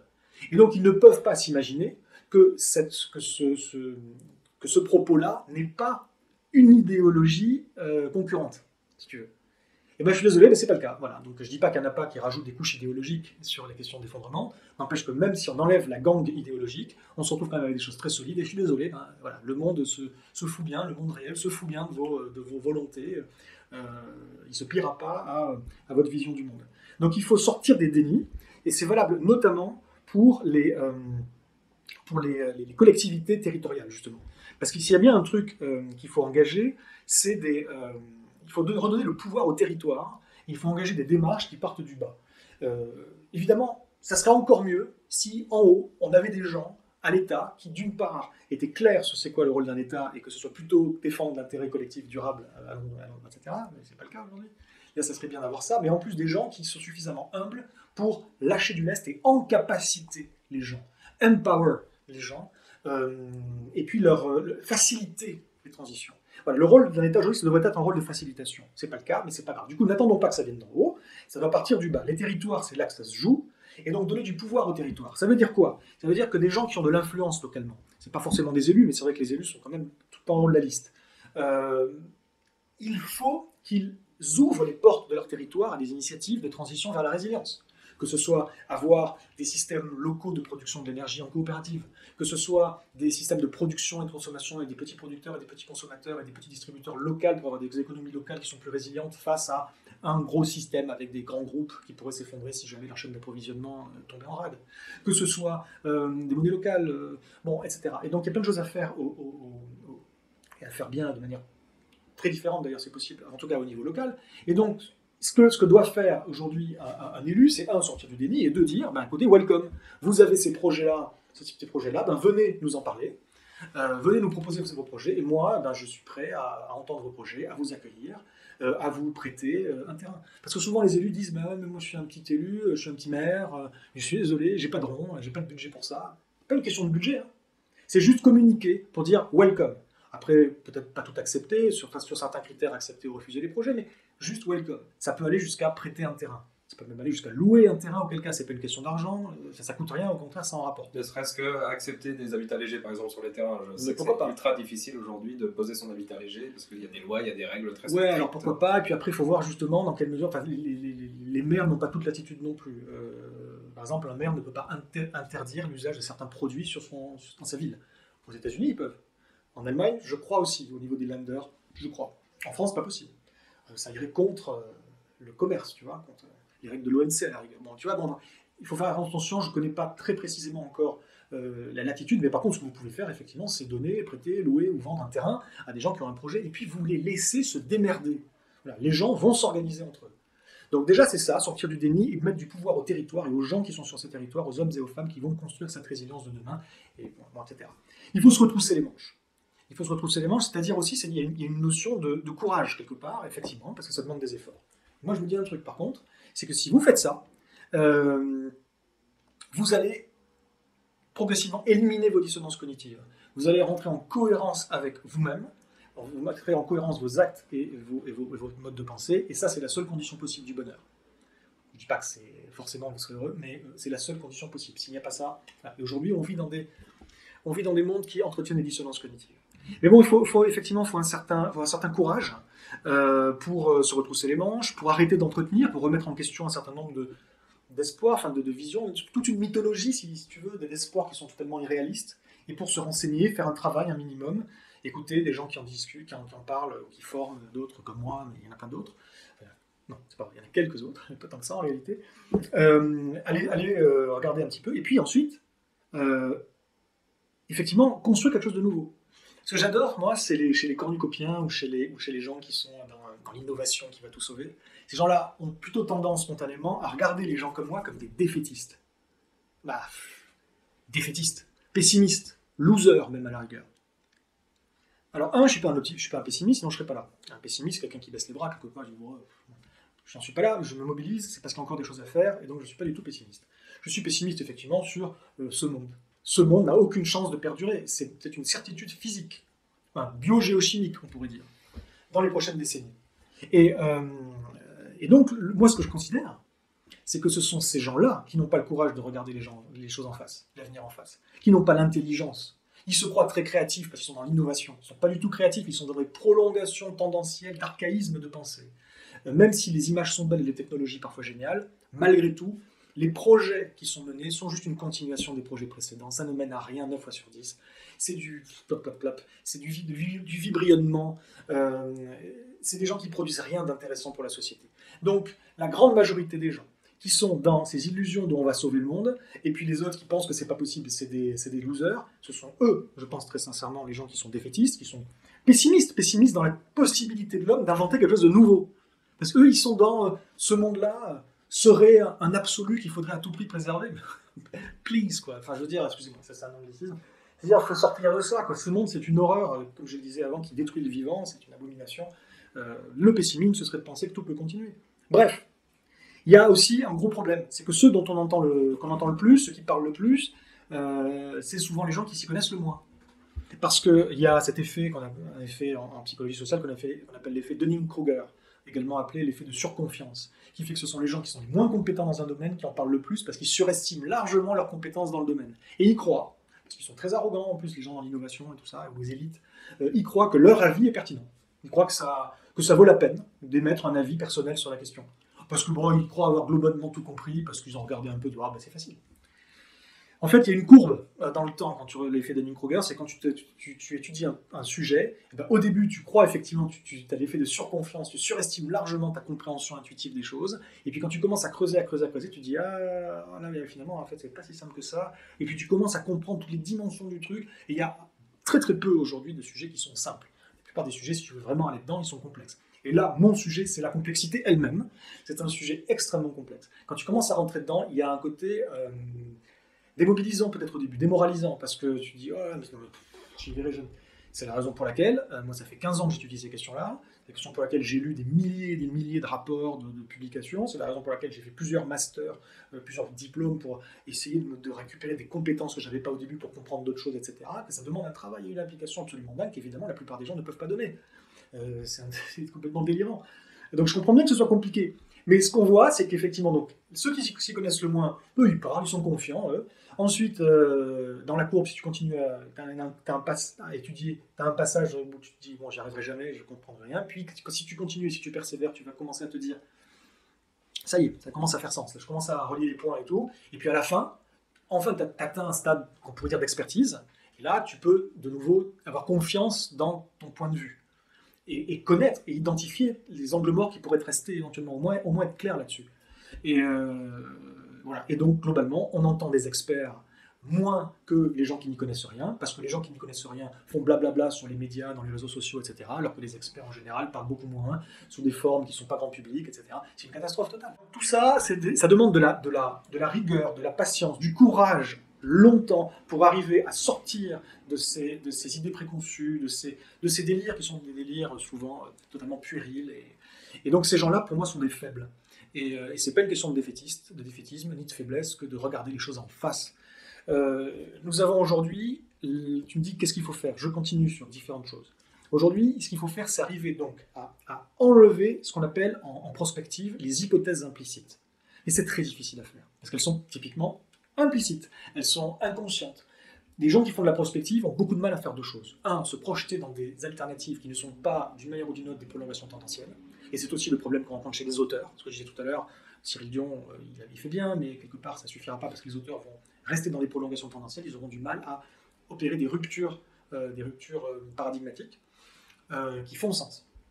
Et à côté de ça, il y a le problème des hypothèses implicites. Tu es censé arriver sur un sujet de manière un peu neuve, un peu vierge, et donc prendre conscience de toutes tes hypothèses implicites, que ce soit de l'occidentalocentrisme, que ce soit la technologie, c'est quelque chose de bien, que ce soit le génie humain est sans limite, que ce soit je ne sais quoi, l'homme maître et possesseur de la nature est là pour nous servir, enfin, l'anthropocentrisme, qui est une catastrophe aussi totale, parce qu'elle crée des systèmes de domination et d'exploitation de la nature qui forcément se transforment en déséquilibre et qui font qu'on ne pourra pas avoir quelque chose de durablement résilient si on ne déconstruit pas également notre rapport au reste du monde vivant. Parenthèse fermée. Nous avons donc les hypothèses implicites à déconstruire. Et tu vois, par exemple, il y a Aurélien Barraud, là encore, qui a fait aussi un appel. Il est temps d'y aller, qui fait un appel aux élites, aux dirigeants pour se bouger le cul. Il a raison en théorie, sauf qu'il y a une hypothèse implicite, il y en a même plusieurs derrière ça. L'hypothèse implicite, déjà, c'est que les élites sont compétentes, qu'elles peuvent comprendre. C'est que les élites peuvent agir, qu'elles ont les outils pour le faire, qu'on a le timing nécessaire pour le faire. Ce sont tout un tas d'hypothèses implicites. Et moi, je coche aucune de ces cases. Je pense que c'est tout à fait faux. Les élites sont totalement incompétentes dans cette matière-là, sur ce sujet-là. Et pour s'en convaincre, il suffit, je ne vais pas développer là, j'en parle déjà trop, mais en tout cas, allez voir, il suffit de s'en convaincre, de faire une recherche sur Internet sur la différence sémantique qu'il y a entre durabilité faible et durabilité forte. Je vous laisse aller regarder. Tout ce que je peux vous dire en tout cas, c'est que quand nos élites parlent de quelque chose de durable, de soutenable, de vert, green, etc., implicitement, leur hypothèse implicite, c'est leur notion de la durabilité, c'est une durabilité faible. C'est l'acception faible de la durabilité. Elle dit quoi? C'est une durabilité qui est compatible avec les théories, ou les hypothèses de la théorie néoclassique en économie. C'est la théorie dominante, orthodoxe, entre guillemets, actuellement, et qui est une religion absurde, qui a pu donner l'impression de fonctionner jusqu'à ce qu'on n'était pas en atteinte de limite, justement, parce que on faisait plein de merde, mais on pouvait faire une course en avant et continuer, et puis masquer sous le tapis nos merdes, sauf que maintenant, aujourd'hui, on est en atteinte de limites, et la théorie néoclassique atteint justement ses limites, elle aussi, puisqu'elle est basée sur des hypothèses totalement déconnantes, la concurrence pure et parfaite, l'équilibre des marchés, la substituabilité des différentes formes de capitaux. Je ne rentre pas dans le détail. Mais grosso modo, juste sur ce dernier point, ça veut dire que demain, s'il n'y a plus d'arbres, c'est pas grave, on trouvera autre chose qui fait pareil. Voilà. Ce sont des hypothèses complètement hallucinantes, de bêtises, qui sont à la base de la théorie néoclassique, qui est une hérésie qui nous mène dans le mur. Et pour autant, quand les gens vous parlent de green, durable et compagnie, c'est ça qui est derrière. Et la théorie de la durabilité forte, c'est une théorie macroéconomique qui intègre les ressources naturelles et les écosystèmes et les limites dans les modèles. Bon, je vous laisse aller voir. Et donc, vous voyez, quand Aurélien Barraud dit appelle, si tu veux, à changer les choses, mais il appelle à des gens qui n'ont pas cette capacité, qui n'ont pas ce pouvoir. Et donc, c'est un peu naïf. Et une fois de plus, j'ai rien contre Aurélien Barraud non plus. Je le trouve super pour plein de choses. C'est pas la question. Il dit beaucoup de choses intéressantes. Il propose des déconstructions mentales qui sont intéressantes. Il y a beaucoup de déconstructions à faire, anthropologique, culturel et anthropologique. Mais là, il y a quand même une limite dans effectivement ce qui est proposé comme. Voilà. Donc, sinon, d'autres petits trucs qui me viennent, et puis après, on finira, j'imagine. Aujourd'hui, il faut que les gens se forment, que tout le monde se forme. Donc, formez-vous sur des compétences utiles. Ça peut être la permaculture, mais ça peut être aussi les constructions, travailler le bois, travailler le métal, la mécanique, faire une maison en bois ou en paille. Voilà. Faire ses savons, je m'en fiche, faire ses conserves, apprendre à autoproduire ses semences paysannes. Il y a plein, et puis des choses qui sont moins manuelles, des choses plus, apprendre à créer un réseau, apprendre à gérer un projet, etc. Donc, il y a des formations extrêmement utiles à avoir pour les storytellers très spécifiquement, pour les artistes, les communicants, les publicitaires, et les dirigeants également qui communiquent directement ou indirectement dans leurs entreprises ou vers l'extérieur. Pour tous ces gens-là, de grâce, formez-vous avant de raconter des conneries, parce que vous racontez d'énormes bêtises et ça participe de ce confusionnisme généralisé qui est malsain en réalité, même si c'est pas voulu. Donc pour arrêter de raconter n'importe quoi, s'il vous plaît, venez voir des gens comme moi qui vont vous inculquer les choses à savoir sur la véritable nature des problèmes, l'espace réalisable des solutions et comment on communique dessus, comment on mobilise les gens, les stratégies de résilience, etc. Ce n'est pas intuitif. C'est ça que je veux dire. Ce n'est pas intuitif. Donc votre intuition ne sert à rien. La mienne non plus d'ailleurs. Moi je ne me base pas sur mon intuition. Je me base sur le fait que j'ai étudié quelque chose de manière assez rigoureuse pendant très longtemps. Alors, ce que je pourrais dire également, c'est que aujourd'hui, il y a des gens qui considèrent que foutu pour foutu, si tu m'en parlais avant. Les foutus pour foutus, autant se faire plaisir, hein. Nos limites, finalement, les gars. Alors ça, moi, je mets en garde contre ce type de pensée qui, d'une part, est moralement tout à fait discutable, parce que vos choix de citoyens, entre guillemets, consommateurs, vos actions n'engagent pas que vous, mais engagent des autres et, en premier lieu, si vous avez des enfants, vos enfants. C'est donc un cynisme que je déconseille, parce que ce cynisme-là, un jour, rencontre le regret. C'est un cynisme où on se dit à l'instant T, autant faire ça. Ouais. Mais quand le problème va se produire, et quand ça va dévisser, que vous n'y serez pas préparé, à ce moment-là, je peux vous assurer que vous allez vous mordre les doigts d'avoir adopté ce genre de comportement. Et que vous réaliserez que vous aviez eu un comportement très, très léger sur les implications de ne pas se préparer. Quand vous n'aurez plus de quoi bouffer, vous allez le regretter, les gars. Donc, pas ça. Et puis surtout, en plus, ça va être augmenter la dissonance cognitive et vous ne serez jamais heureux en faisant ça, que ce soit bien clair. La voie de la facilité, ce n'est pas une voie de facilité, mais elle n'est pas... Et puis je dis également pour les élites qui considèrent que nous, on va se faire des havres de paix quelque part. On va aller sur une île, on va aller sur un terrain qu'on s'est acheté, et puis on va pouvoir assurer notre survie dans des bonnes conditions, pendant que peut-être le reste de la planète meurt, si tu veux. Alors, au-delà, également, encore des considérations éthiques ou morales qui sont derrière et qui sont assez nauséabondes en réalité, mais au-delà de ça même, ça ne fonctionne pas, les gars.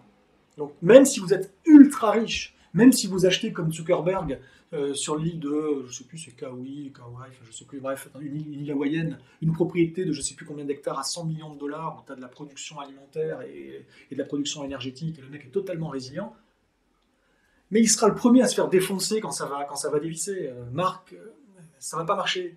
Voilà. Et pour ça, il faut connaître les récits de guerre, notamment en Bosnie, des gens qui ont survécu à la mise en embargo, enfin en blocus de certaines villes et qui ont dû se démerder à l'intérieur d'une ville pour survivre.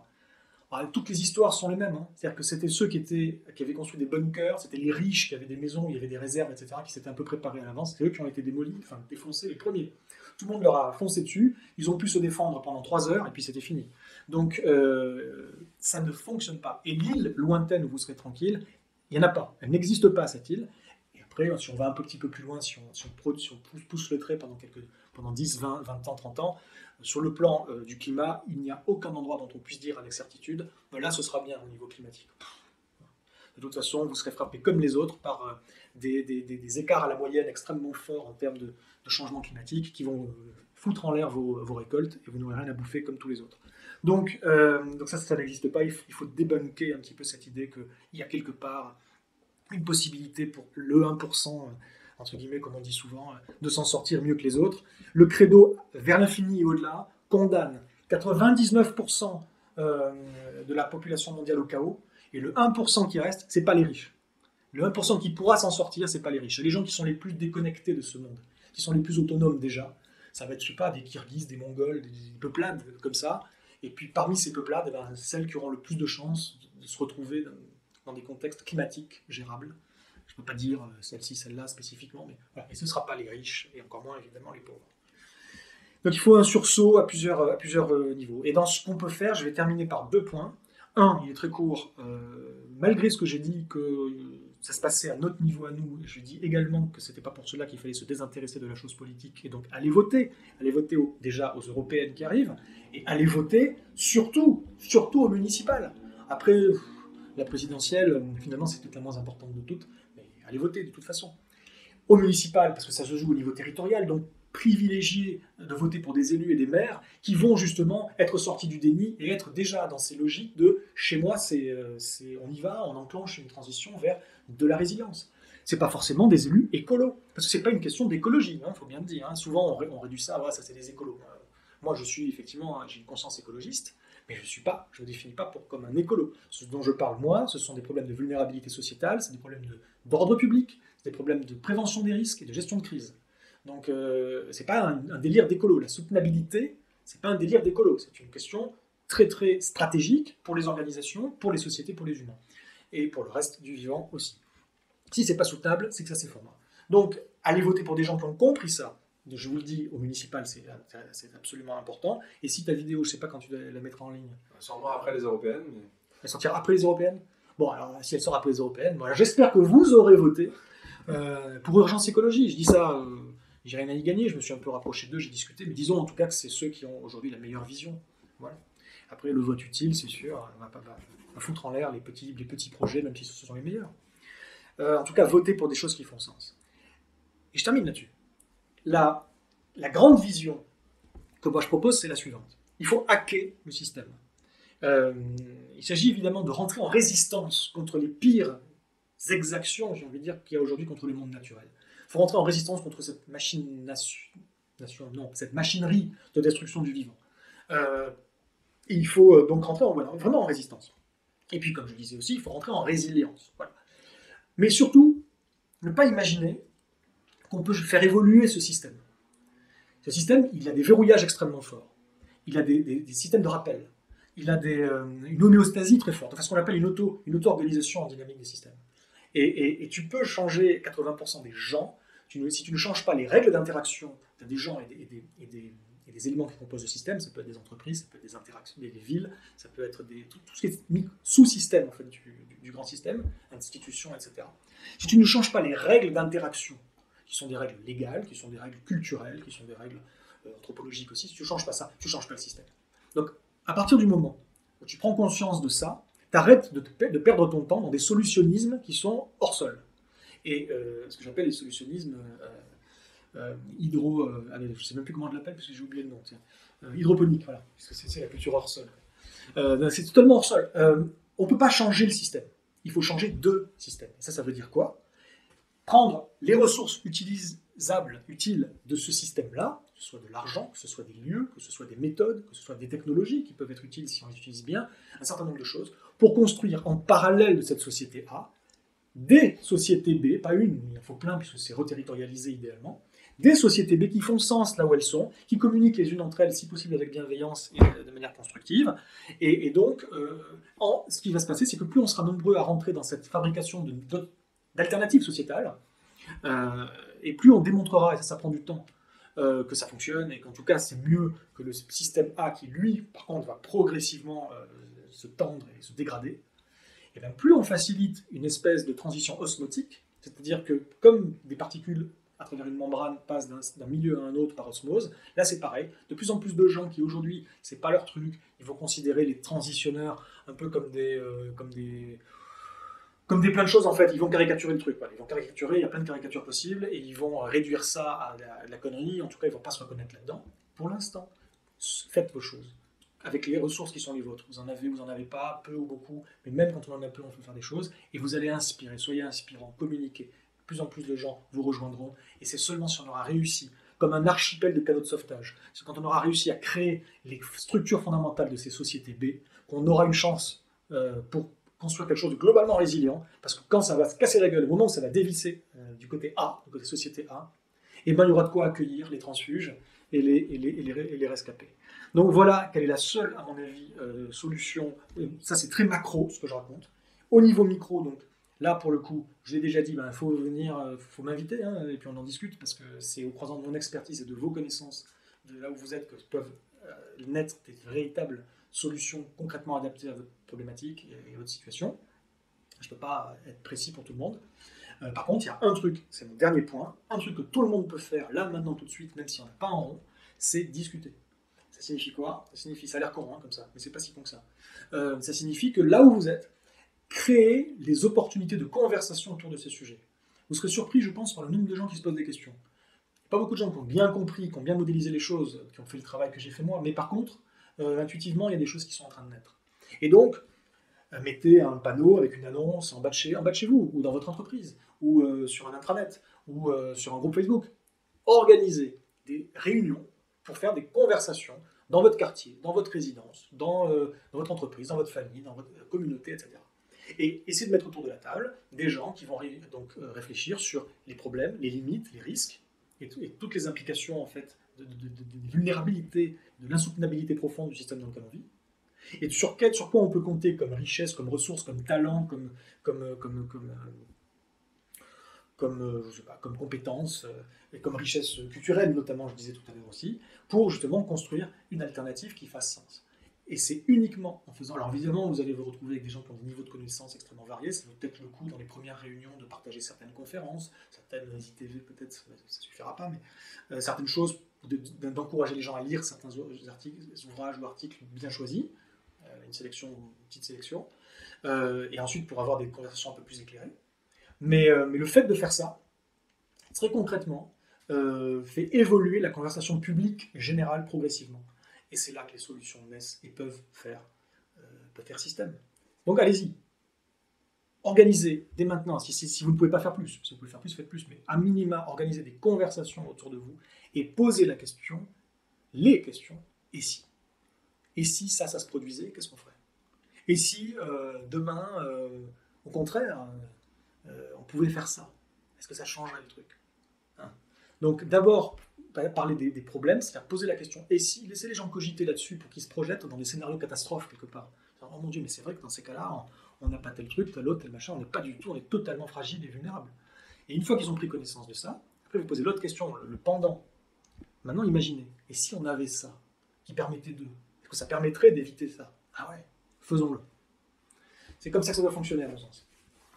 Donc il nous reste 3 questions. La première c'est... 3 questions encore? Oui, 3 questions. Mince, j'ai trop parlé. Toi, où en es-tu de ta résilience personnelle? Ah non, alors moi, c'est une catastrophe. Est-ce que c'est les cordonniers les plus mal chaussés, du coup? C'est les cordonniers, en l'occurrence, les plus mal chaussés. Non, mais c'est une question de... Moi, je suis trop investi dans trop de choses, et du coup, j'ai même pas le temps de... C'est stupide, hein. C'est stupide. Bon, cela dit, je déménage bientôt, je suis pour l'instant en ville, je suis à Paris, et d'ici 3 mois, j'y serai plus.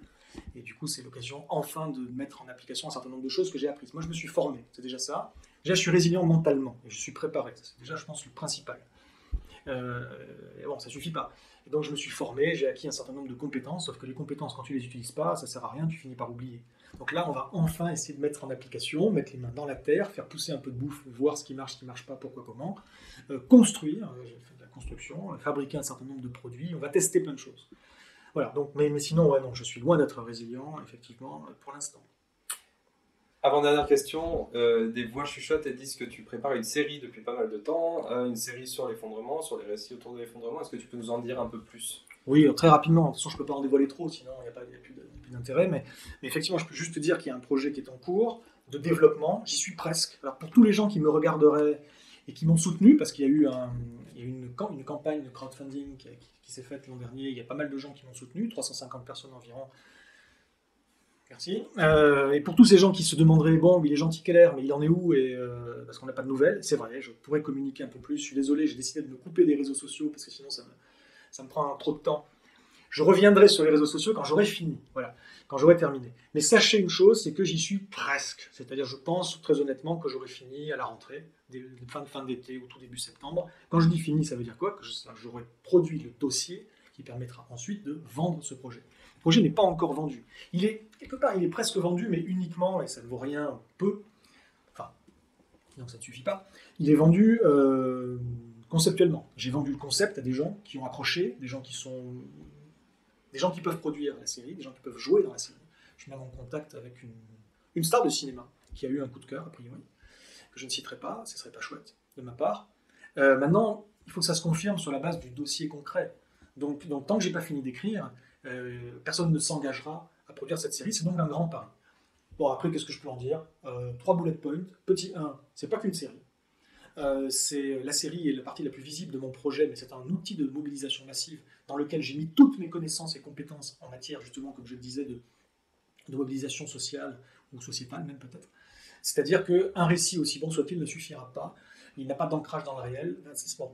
Si ça reste de la fiction, ça ne suffit pas. Donc, il y a une série télé qui prend les gens par l'émotion et qui les projette dans toute une variété, une multiplicité de récits, mais des récits cohérents de ce qui marche, ce qui ne marche pas, ce qui est susceptible de marcher et ce qui n'est pas susceptible de fonctionner, avec des différentes trajectoires de différents personnages qui s'entrecoupent et des gens pour qui c'est la catastrophe et d'autres qui deviennent résilients et c'est chouette.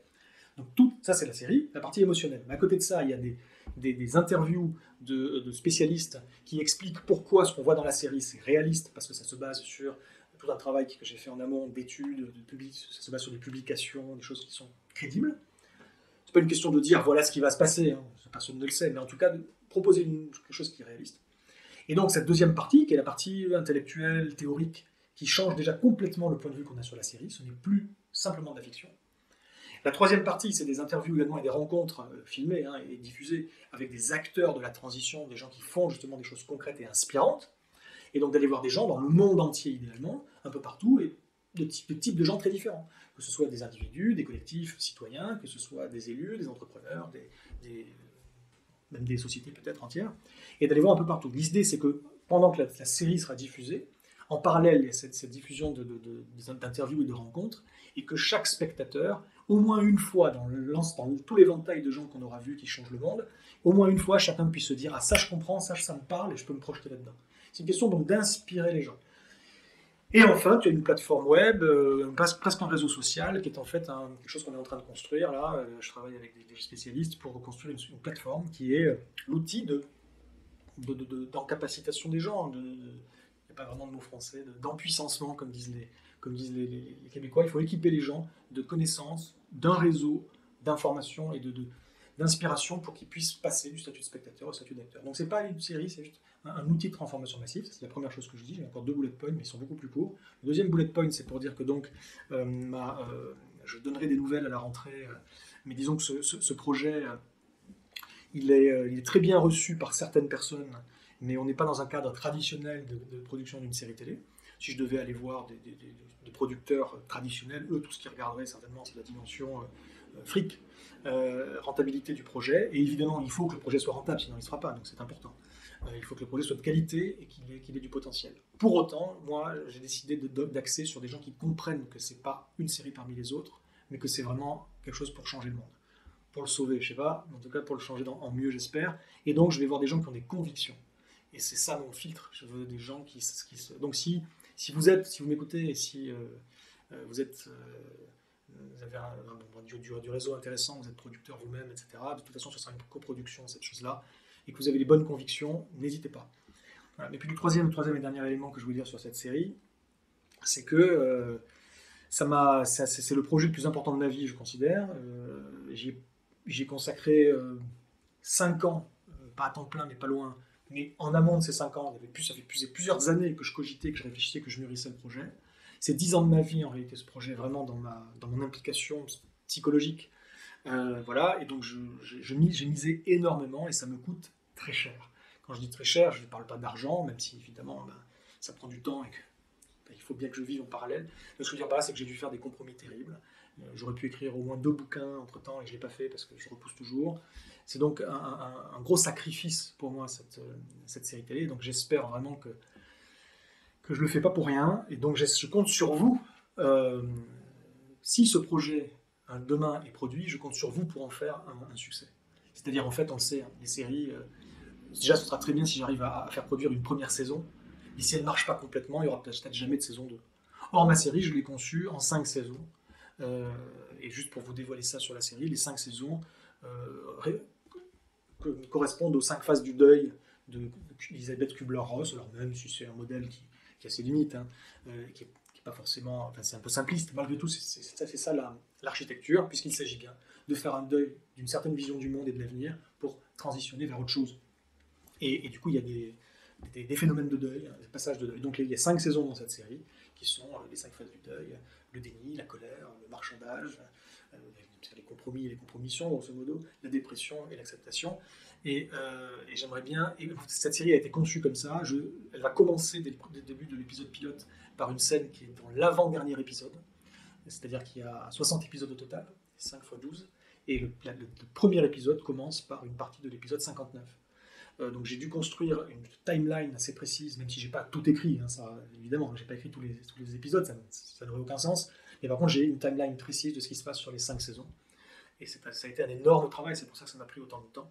Et je crois que je suis finalement le premier à avoir fait ce gros travail d'écrire un effondrement sociétal et en même temps une des stratégies de résilience qui font sens. C'est pas un truc noir, hein, c'est un truc contrasté, où il y a du positif et du négatif, en donnant vraiment des pistes intéressantes pour inspirer les gens dans le bon sens. Je crois que je suis le premier à avoir fait ce gros travail qui est à la fois, et c'était ça mes 2 contraintes d'écriture majeures, à la fois réaliste, c'est-à-dire qui ne fait pas de la surenchère hollywoodienne à la con, juste pour attirer le chaland, mais qui reste réaliste tout en étant efficace au niveau de storytelling. Donc il y a déjà un positionnement de curseur complexe pour un scénariste. Et l'autre contrainte majeure d'écriture que je me suis fixée, c'est que je voulais que le monde, en tout cas que la société, s'effondre d'elle-même, et ça c'est possible, hein, pour des raisons intrinsèques. C'est-à-dire, je ne voulais pas que ça puisse être réduit à une attaque terroriste, ou à une attaque d'un pays, ou une guerre, ou par exemple un solar flare, là, cette espèce d'éruption solaire tout à fait réaliste, hein, en réalité, c'est pas de la science-fiction, mais bon, qui viendrait de l'espace et on ne pourrait rien y faire, non. Je voulais que le système s'effondre à cause de ses vulnérabilités intrinsèques. Et arriver à faire tout ça a été une contrainte donc, de création terrifiante, voilà, où j'ai dû revoir ma copie, remettre mon travail sur le métier 100 fois. Donc voilà, c'était pour expliquer aussi pourquoi ça me prenait autant de temps, et pourquoi c'était d'une complexité sans nom, mais je crois aujourd'hui que j'ai tout, enfin, c'est très efficace, je crois, dans tous les sens du terme. Je suis assez content de la qualité de la chose. Il me manque juste encore quelques semaines pour terminer et finaliser ce dossier. Voilà pour la série. Enfin, dernière question, tu la connais. Si tu es élu président en 2022, quelle est la première mesure, quel est le truc qu'il faut faire, à ton avis, en premier ? C'est pénible, parce que tu parles à quelqu'un qui a produit plein de mesures politiques. Donc j'en ai plein en fait, mais il n'y en a pas une qui ressort. Je dirais que certainement le plus important, imaginons, je m'y vois déjà, hein. Imaginons, je suis à l'Élysée, déjà je pense que je vais communiquer clairement aux Français. Je l'aurais certainement fait pendant la campagne, mais je vais être encore beaucoup plus clair. Et je vais clarifier notamment le rôle de l'État et le rôle que je vois à un dirigeant. Je pense que l'idée, effectivement, c'est qu'il faut recentrer sur l'intérêt durable du plus grand nombre. et créer les conditions du bien-être et de la réalisation personnelle pour le plus grand nombre. C'est ça le but. Et donc, évidemment, bon, tout ça, rien que ça implique beaucoup, beaucoup de changements dans les compromis et les compromissions avec certaines autres élites financières et économiques, avec des lobbies, avec des industries derrière, etc. Donc je pense qu'il y aurait ça, et puis repositionner le rôle de l'État comme un facilitateur de ces transitions locales et territoriales dont j'ai parlé tout à l'heure. Ça n'empêche pas, malgré tout, qu'un pays, c'est pas un vase clos. Il ne vit pas tout seul, et puis indépendamment de ce qui se passe à l'extérieur, et que c'est bien gentil de dire, je le dirais certainement, qu'il faut sortir, il faut lever le pied, sortir de cet impératif de la course en avant, croissance, productivisme, et puis qu'il faut aller vers certainement un nouveau tableau de bord d'indicateurs qui serait décliné ensuite dans toutes les institutions, les administrations. Et c'est pas juste le tout de le dire, il faut également, je pense, œuvrer très fortement pour ne pas être seul dans cette aventure et être suivi par je sais pas, un petit groupe d'autres nations pionnières qui accepteraient de suivre pour ouvrir la voie, en fait, à ce changement de paradigme. Donc voilà, peut-être aussi réécrire la Constitution. Évidemment, les modalités de cette réécriture font toute la différence, donc il faut que ce soit essentiellement une réécriture citoyenne. Pour autant, je ne suis pas nécessairement pour, comme certains le mettent en avant, réécrire une Constitution, puis ensuite, une fois que la Constitution est réécrite, on sort de la Ve République, on rentre dans autre chose. Pendant un temps, je disais ça. En 2015-2016, je disais il faut une première démocratie durable. Sortir de la Ve République et sortir même et pas créer une 6e République. Parce que quelque part, une 6e République, ce serait dans une forme de continuité, tu vois. Non, première démocratie durable. C'était mon truc, ça. Ok, pourquoi pas. Mais je préférerais faire ça donc collectivement, parce qu'il faut quand même que les gens s'y retrouvent. Et en même temps, on sait que c'est risqué. Parce que quand on laisse les gens faire tout comme ça, comme ils le souhaitent, et ben aujourd'hui, les gens ont une telle colère, mais qui est mal canalisée, qui va vers des extrêmes. On est vers des formes de pulsions qui sont destructives, et on risque d'avoir un peu ce qui s'est passé en Italie, où il y a eu une espèce de sursaut démocratique, où tout le monde disait « Waouh, super, bravo les Italiens », et puis en final, ce sursaut démocratique s'est transformé en une dérive d'extrême droite. Et ah merde, oui, bon. Et donc moi je pense effectivement qu'il faut aller vers la démocratie, et qu'il faut favoriser ça et faire une réécriture de constitution, mais à la fin d'un quinquennat, pas au début. À la fin d'un quinquennat, dont un des buts premiers sera de faire une grande campagne de 5 ans d'éducation populaire sur ces sujets, pour refixer et recadrer le débat et recaler un certain nombre de connaissances et de compréhension pour les gens. On ne peut pas mettre, je ne suis pas un dictateur si je suis président, donc je ne peux pas mettre au pas les médias, je ne peux pas mettre au pas les marques et les marketeurs, etc. Évidemment, dommage, j'ai presque envie de dire, mais je ne peux pas.